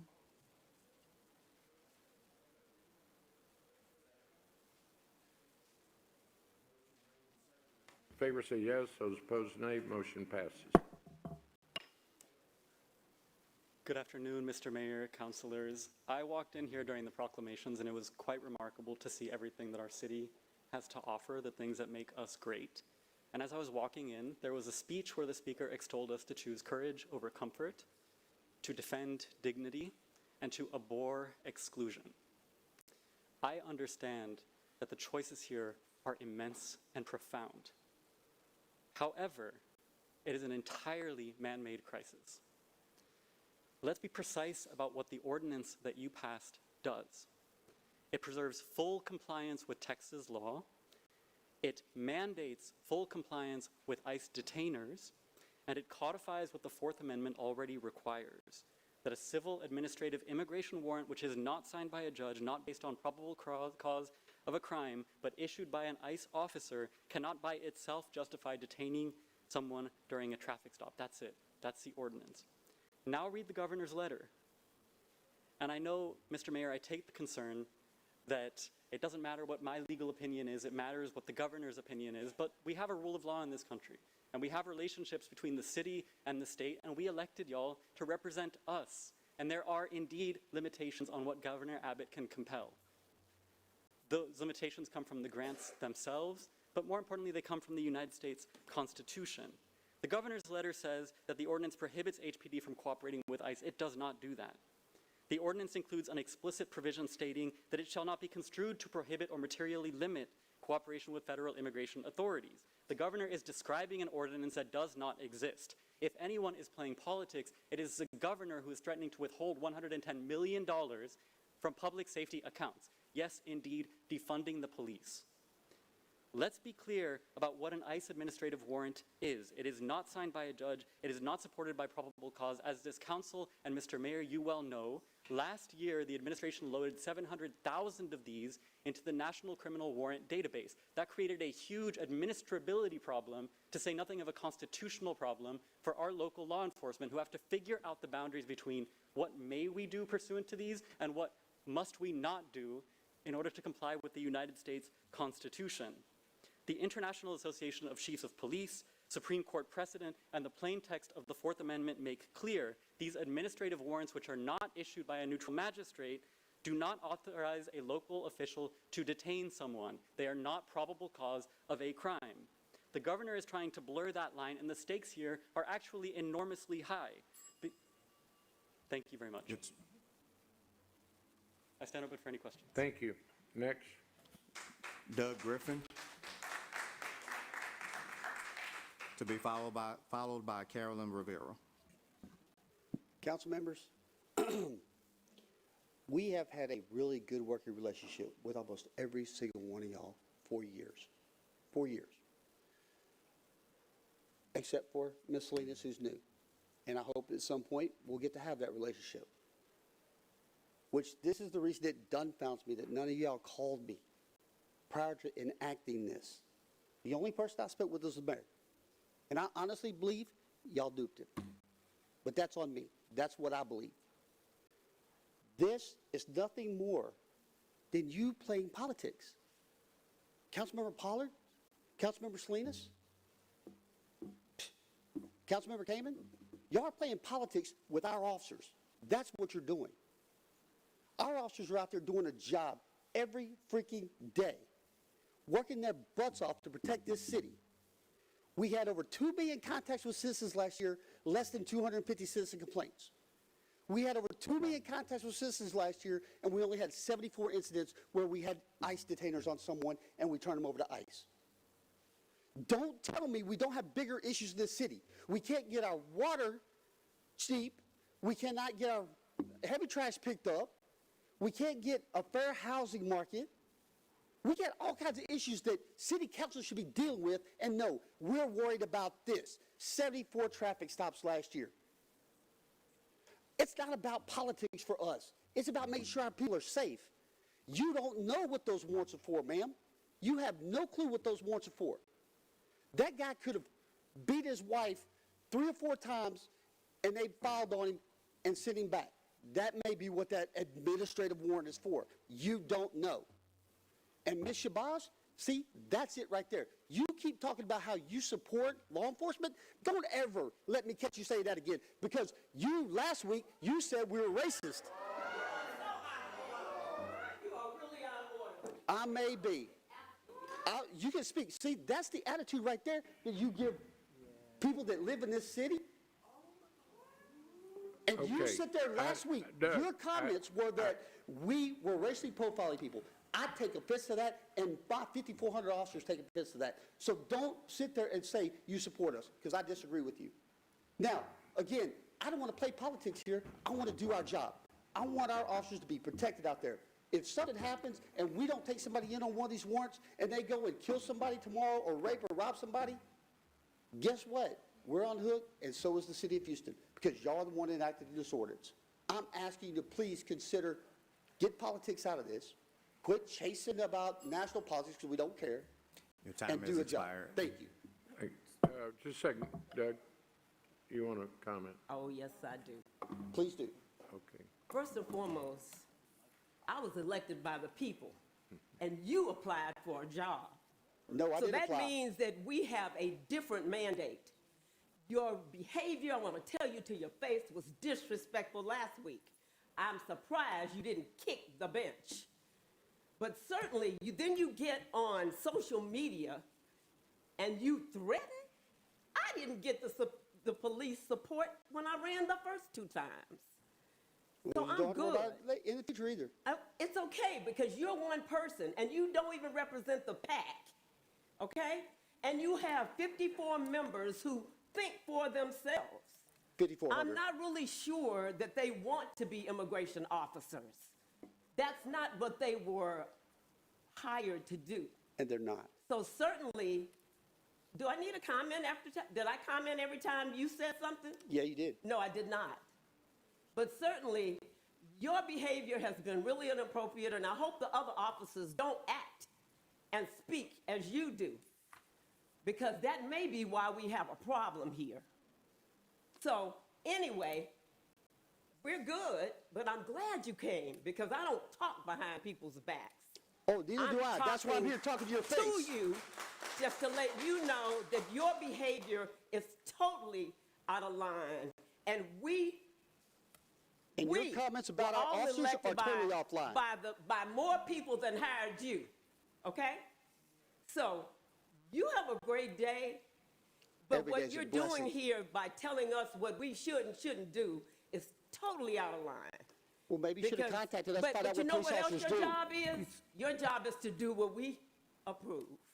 So you get busy. Oh, don't worry. My history speaks for itself. Get busy. Time's up. Councilmember Salinas. I'm sorry, do you want the witness? Yes, come back, Mr. Say, Griffin. Doug. I push you down, be careful.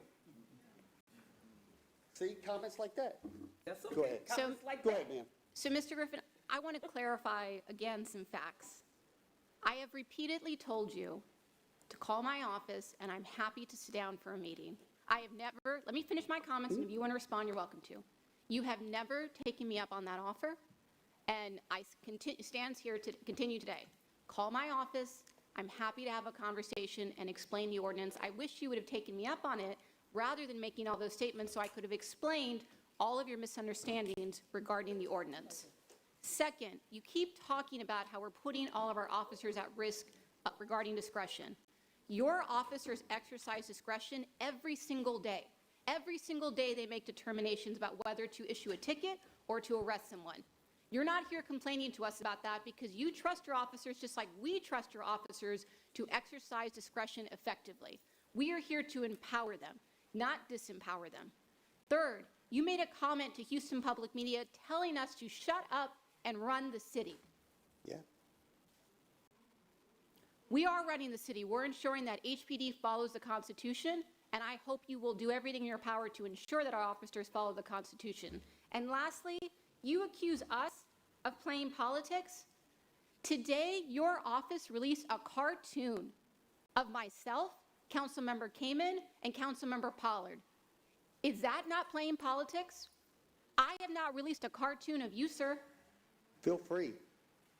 Do you think don't that's, mind. do you think we should reduce our discourse to cartoons of one another? Yes, some city council members thought it was funny, but that's a different story. I would Someone on there. expect better of the police. I would expect better of the police officers union. I bet your members would as well. Nothing further. Thank you. Councilmember Flickinger. Thank you, Doug. You said there was over 2 million stops last year, is that correct? 2 million interactions with citizens. Yes, Okay. sir. And how many of those resulted in a deportation by ICE? 74. And were there more than 74 ICE warrants that came up as hits? Yes, there were another 98 that were released because the Immigration and Customs Enforcement did not want them. So the majority of the time, when there was an ICE warrant that was found, ICE said, no, we're not going to deport these individuals. We don't want to take custody of them. Correct. Okay, thank you. Councilmember Pollard. Thank you, Mayor. Doug, you're right. You've had a good relationship, I can say, with me, and we don't agree on this issue. And we have talked over the phone, and we just don't agree. I will say that there has to be a level, though, of respect for the council. That's an elected body and elected members who are voted upon to be in these seats to represent their constituents. Everyone has different backgrounds, different perspectives, different ideology, different parties. We're always not going to agree on everything. But I think the manner in which we communicate is extremely important because we are all in leadership positions. The entire city is looking at us as leaders. And that's why I try not to take things personal. From the cartoons to any of the rhetoric that's out there. But I also respect your leadership position and wouldn't come at you a certain way. And I am asking on behalf of my colleagues who don't need me to come to their defense, but specifically my Spelman sister, that there is a level of decorum that I think is due, and that we speak and communicate to each other respectfully and as professionals, and understand that we're always not going to agree on things. You have your assignment to do, and so do we. And so I do want to thank you for coming forward, but I do want to make those points clear. And I hope going forward that the discourse does not become divisive just because we disagree, but we can do things that we feel is in the best interest of our city, even if we're not always on the same page. Thank you. And to be fair, Shabazz. to be fair, ma'am, you're right. I should have addressed you like that at council. But the way I did, I just apologize. The way you made comments last week It was very disparaging to my officers, and I took it personal. I really did. That's why I got up and left, because I was so mad. I walked out of here. So The I mayor has apologize. recognized, I accept. But I just want to say, when you talk about playing politics, what are you doing when you go on social media saying that you're not going to support anybody that runs for office? Is that not playing politics? No, What that's you're doing what you're my, also doing, you're muddying the waters. Nobody is saying that people will not be arrested if there's a criminal warrant. That is not what we're talking about here. And then while we're counting the stops, George Floyd was one stop too many. Okay, time is run. Can I Next, go? I can go, right? It's a wrap. sir? I can leave, right? Yeah, Thank you. thank you. Carolyn Rivera, He got to check that. You can't. to be followed by Broderick Grissett. Thank you. I'm Carolyn Rivera from SETI Gas. I'm here about the flood zone change. We went from no flood zone to a 100-year flood.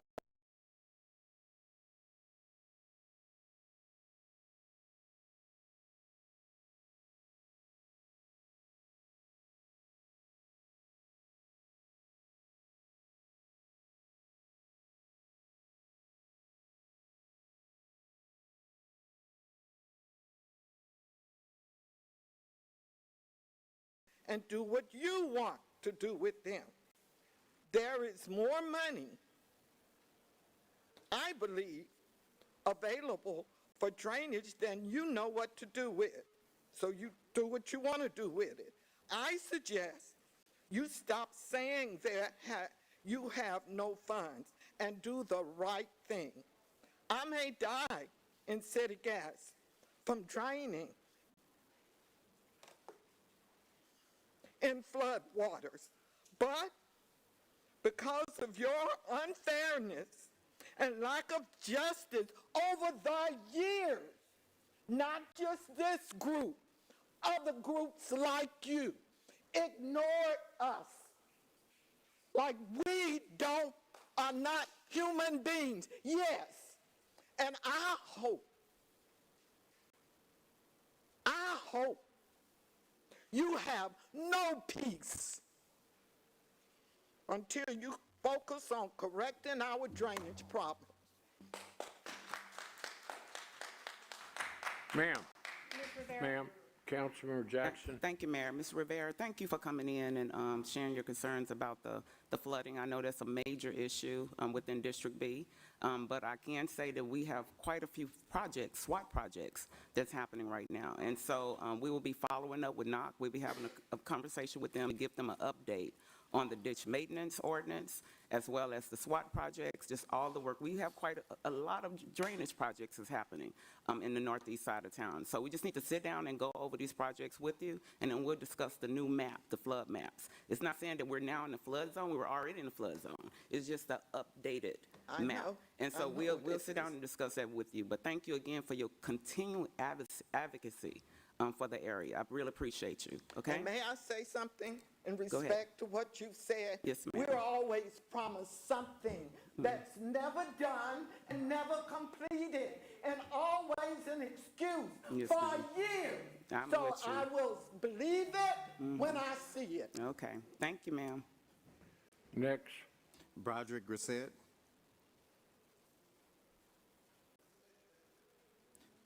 Joseph Ballard from Humble, to be followed by Felicia Galloway Kizzy, also of Humble.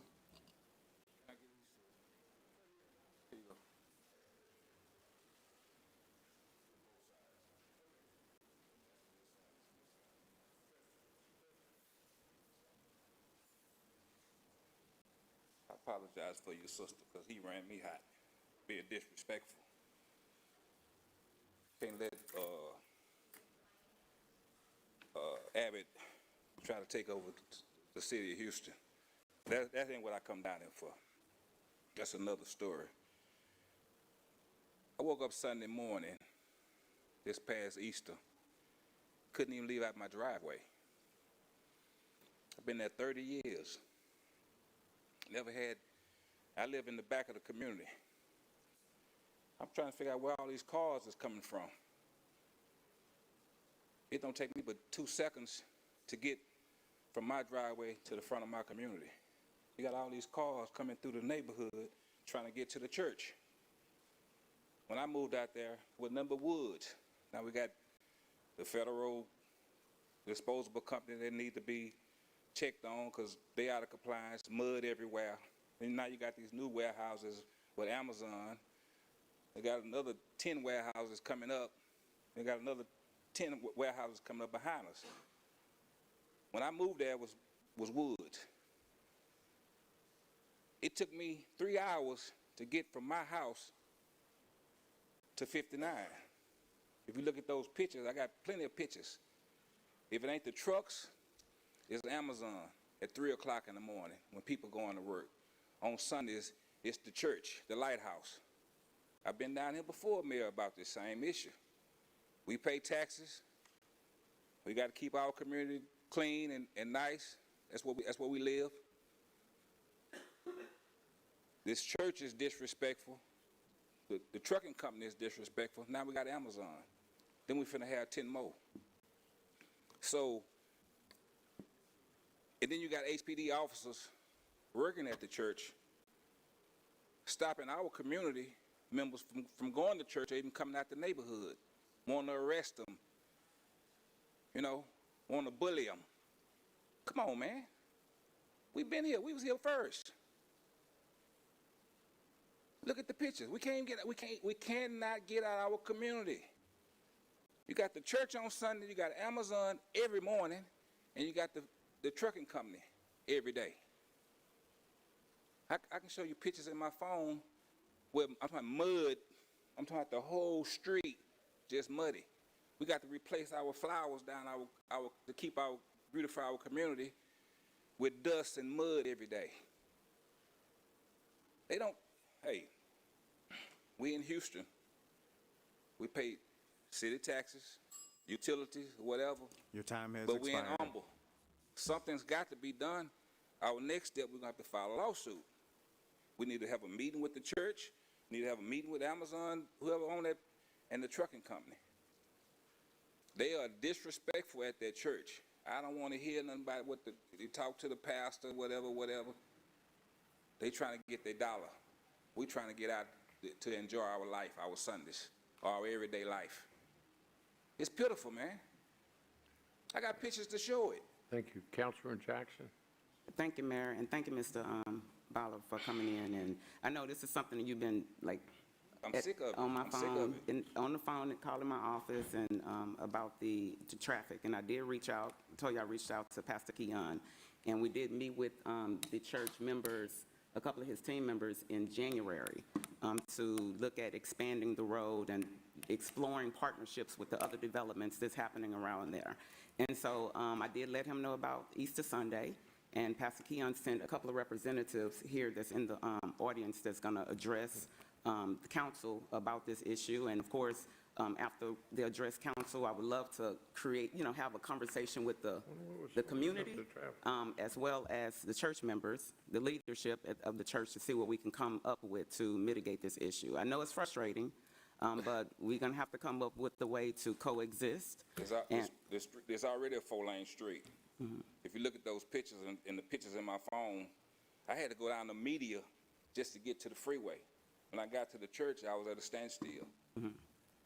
The police out there lollygagging on their phones or whatever. You had traffic from Rankin Road to JFK on the westbound side. On the eastbound side, from Rankin to the Beltway. People couldn't even, I'm telling you, couldn't get by. Yeah. I saw the videos. I got people send me videos It's on crazy. social media, but the point is we need to have a discussion. And How many times we gonna have to have this discussion? This is my 3rd time coming down here about these same individuals. Mm-hmm. You know, we don't have a quality of life. Now they building, like I say, they got warehouses all the way around us. They're trying to run us out. Okay. So again, we have some representatives from the church here that's going to speak right after you, and then they'll let you know what are we going to do about it. And we're going to hear from them. and then eventually we'll come You up with know, the, and and then- hopefully we can and get the then- and city to, the mayor to help. The officers are so disrespectful. You know, you got HPD officers are so disrespectful to to our community, trying to get out our community to go enjoy their Sunday or enjoy their day. You know, hey man, it's got to stop. I can't keep coming down here every day or every Tuesday or every month to talk about this. I have stuff I have to do too.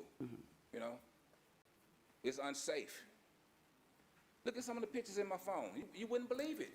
They don't think we're a part of Houston. They think we're in Humble. We're a part of Houston. We pay taxes.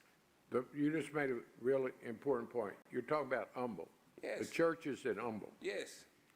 Have you talked to the Humble city mayor and council? We in the city of Houston. Okay. We're in Humble, but we're in the city of Houston. I pay city utilities. Okay. Yeah, so Thank we you need- for being here. Yeah, so we need to have a conversation with planning and the department, Public Works. We need a meeting with the city, the church, Amazon, the trucking company, and the surrounding buildings that's coming up. If I show you some of these pictures, and you wouldn't believe it. I looked at them. Thank you. Next. Felicia Galloway Kizzy of Humble. No? Can I hear? Ivy McGregor. Tell Joe to stay. To be followed by Stephen Taylor.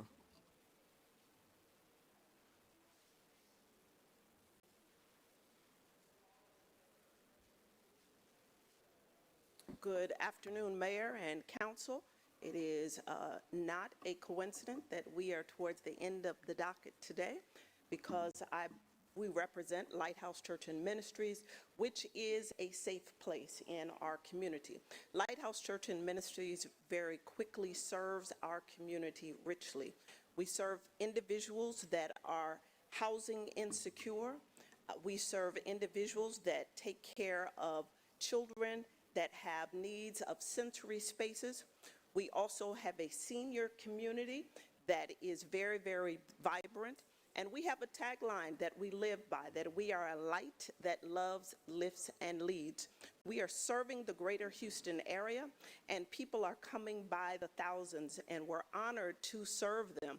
We're here today to galvanize the support of the city to say, help us as we continue to serve our community. I met with my colleague, Stephen, who will come and share, and Craig. Thank you. How you doing, Mayor? Thank you, Ms. Jackson. Yes, like Ms. Ivy said, we are a light that leads, and people have been led to the Lighthouse Church in that community by the droves. And yes, it was Easter Sunday, so we do admit there was abnormal traffic, but we hired, which we know are great police officer who we partner with every Sunday and every day that helped us with the traffic. We brought in 3 extra police officers just to deal with the traffic on Rankin Road, and we will continue to do that. And we've continued to do improvements as far as adding on to our parking lots and things of that nature. So we want to be a beacon in the community. We want to work with the community to see if there's any issues, and we did partner even with the business across the street to provide more parking, which is over 200 parking spaces. So we've mitigated some of those things. Last Sunday was great. You came in, you enjoyed the experience, no traffic on Rankin Road. So that's what we're here to do, is to work with the community and to provide services. So we look forward to continued support, and we are willing to meet with them. And I just want to introduce my colleague Craig Hawkins, who's the Director of Facilities. Good afternoon. Thank you, Mr. Mayor and City Council. I just want to reiterate what my colleague said, that we are, it's very important to us that we are committed to working with the community. So we're definitely looking for, or we will not shy away from the opportunity to sit down and have constructive conversation about what we can do for this entire community, to include the church. So again, for me, I've been there about a year now, so it's very important that I fully understand if I wanted to come down today and sit down and listen to the community and their concerns so that we can address them accordingly. Thank you. Councilman Jackson. Thank you, Mayor, and thank you all for coming down, and thank you for sitting through the session. I know we have a lot of stuff happening here, but I did have our opportunity to go to church on Sunday, and it was smooth. It was really smooth. I got there a little early, and the line wasn't long, and, I mean, the process was really smooth. But I just want to say thank you all for everything that you're doing, and just for coming down to speak with the community, to let them know that you hear them, that you're doing everything you can to mitigate the issues, but you're doing a lot of great work in the community. I know they have a Mother's Day baby shower that's coming up, and so I'm looking forward to volunteering for that, but just want to say thank you, and just anything that my office can do to support you. But eventually, we will pull a meeting together with Public Works, Planning Department, and of course the neighborhood, some of the leaders in the neighborhood behind the church, so that we can come up with a solution and a way that we can coexist. Because you guys are doing great work, and so I'm really excited about it. Your church was good. The spirit, I'm feeling it right here now. So thank you all. Thank you for coming down, and look forward to working with you. Councilman Davis. Thank you, Mayor. Thank you all for coming and certainly expressing it. Just wanted to uplift the question. Have you all had any engagement with prior to today about the issues that has been brought forth in the community? Have you all had any engagement at any time with anyone that represent the community and the problems they're talking about? Yes, I have. I've been there as Director of Security for over 15 years since the church has been there. And I've engaged with a number of people from the community, and that's when we added the extra officers. We went over and talked to the business across the street, and they allowed us to have additional parking there. And we did everything. We partnered with Next Door to come up with a system to place cones and things on Sundays and signs. So we have been working with them, yes. Right. So those people that you spoke to, were they civic clubs? Were they, anyone, elected official or whatever? Had you spoke to anyone directly in a conversation, as well as the pastor, because we hearing that, has that happened? Oh, yes, definitely. This is probably the initiative that Pastor Henderson and First Lady have put forth for us to do. Yeah. We've engaged in our staff meeting. We put together a team of about 8 people to specifically work on the traffic issues or any issues coming from the neighborhood specifically. So that's why last Sunday you see that it was initiated and it worked well. So Pastor Henderson, this is first on his list. And I was out there all Sunday and made sure everything ran smoothly. So we did engage with them. I believe that we have mitigated the situation and will continue to do so. Good deal. Well, I'm happy to hear that, and we'll follow up. Yes, sir. Thank you. Thank you. Next.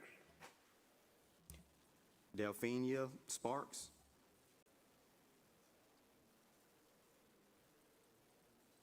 Robert Singer.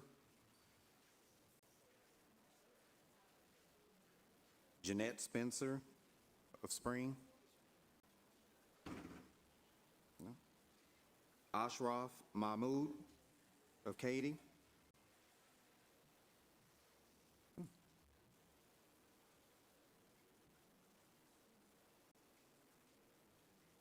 Neil Aquino.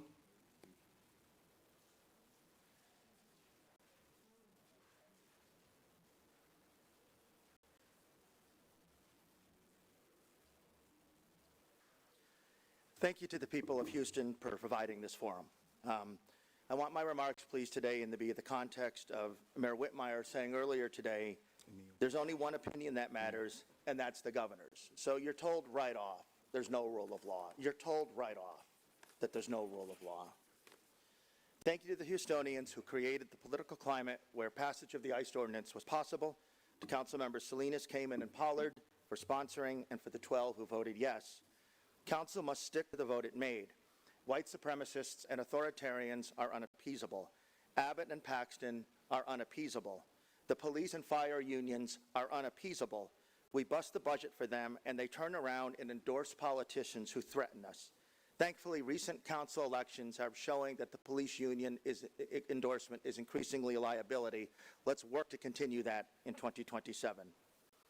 Do we have any chance as Houstonians, through the convention political process here at City Hall, to mitigate the cruelty of ICE or to stand up against Abbott's promised 2026 Harris County election interference? He says our elections should be taken over. Tanisha Hudspeth says it all the time that she expects it. This is a question for each of us. It's a question that patriots in Minnesota answered when they necessarily took part in daily protest, and people in Hungary answered in voting Orban out. Mayor Whitmire, your view that a muted opposition to evil is some type of civic victory or virtue is awful. You've told me, Mayor, that you've seen our weekly Tuesday protest outside of Senator Cornyn's office. We were there today, week 479, every Tuesday, 11:30 to 1, 5300 Memorial Drive. You should come join us. We treat you with full respect, and you could see what it would be to be with people who will stand up for your rights. We are less than confident that you will stand up for our rights. We are willing to stand on that corner and get stuff thrown at us for systems that have sustained you lucratively at times for 50 years. We fight for the systems that sustain you. We have no concept that you will for us. This ordinance was always far more than just about ICE. Is meaningful progress possible at City Hall? I hope so. Councilmember Flickinger says all our concerns are little more than a rounding error. A little kid in some measles-ridden detention center is a rounding error. How do you make progress when people have such hard hearts? To my fellow Houstonians, let's build the capacity for Minnesota-type opposition and relentless political pressure. Everyday rank-and-file volunteers must continue to step up. There's no Antifa, Ms. Carter, I promise. It's everyday folks. If you wanted the most law-abiding folks who use turn signals, vote in every election, and return library books on time, you'd hold an anti-Trump protest. It is the embodiment of lawlessness rather than the aggression you saw from the police union earlier today. Your time The has next expired. action is when you organize it. The First Amendment is your permit. The only credential needed is your presence. The work ahead is ours. The date of the next protest is Friday, April 17th, 9 a.m. here at City Hall as you vote to repeal this ordinance without a fight and strip us of any hope that we can have constitutional rights. Thank you. Next. Bernadette Cagney Reeves.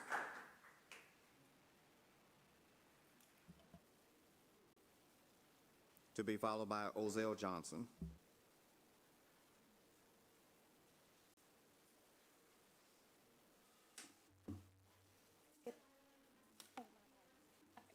Good afternoon, Mayor and Council, and my Councilman Flickinger.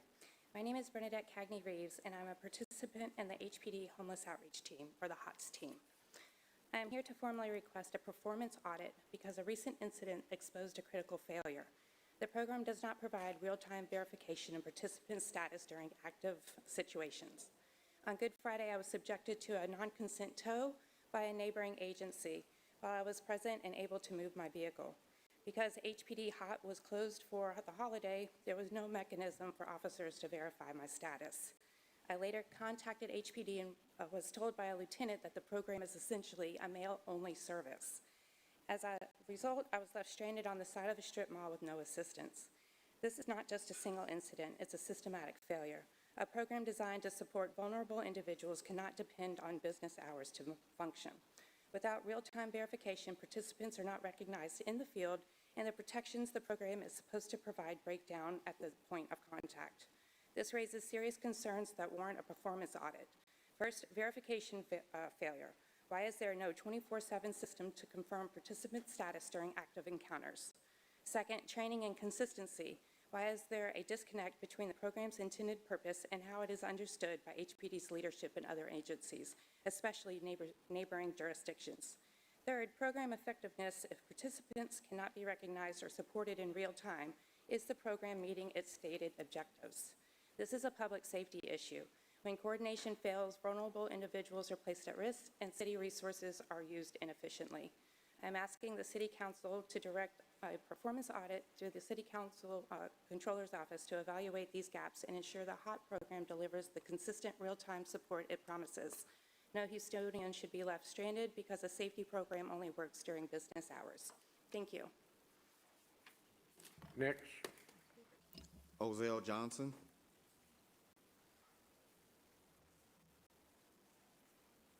Jochebed Henley.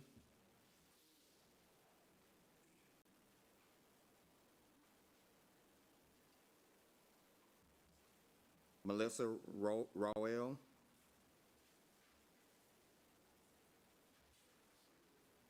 To be followed by John Nix.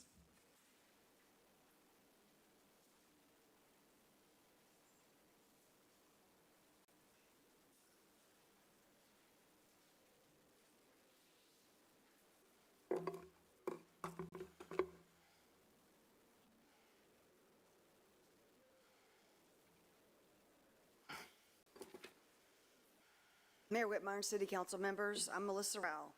A $174 million shortfall is significant, and the public deserves to understand what caused it and how it will be addressed without raising taxes. Like millions of homeowners, the city must live within its means and spend responsibly. Your credit rating outlook was revised to negative due to shrinking reserves and financial pressures. A lower rating means higher borrowing costs, not just for the city, but for regional partners. For example, the North Harris County Regional Water Authority is responsible for approximately 34% of the Northeast Water Purification Plant expansion. Higher borrowing costs could ultimately impact ratepayers across the region. The mayor has mentioned eliminating waste, fraud, and duplication. What efficiencies are being implemented? Is there a team assigned to this effort? What is the timeline? Additionally, recent reporting about potential P-card abuse in Houston Public Works raises concerns about internal controls. What corrective actions have been implemented?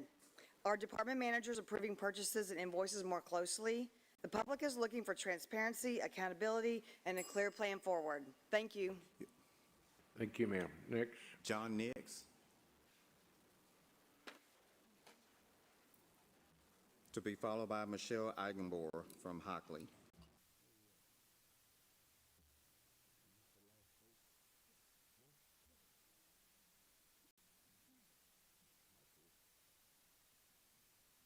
Good afternoon, Mayor and fellow city council members. I'm John Nix. I'm still a resident of District A in Spring Branch, and 1 minute is tough. But I want to see my city do better with getting more and more fiber into buildings and neighborhoods that don't have high-speed internet options, like they don't have Xfinity or AT&T to go into, and give a blanket approval to these companies like Easy Fiber to come in, or the city itself builds the wire, and then we have different companies sell the internet off the wire, similar to how we have with CenterPoint and all these different power companies as well. That's one of my main issues I came today. Other issues, I believe every single speaker that registers should have 3 minutes. 1 minute is too narrow. So that's number two. Number three, I would like to have my city fight this ICE issue. Fight it tooth and nail, get the TRO, and pretty much go to the city and say, hey, stop. Your time has expired. Go ahead. Are you through? Almost.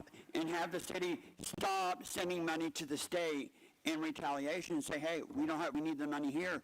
We need it, and then including starting the talks to become an independent state away from the tyrants in Austin, like we're allowed to do in the annexation agreement.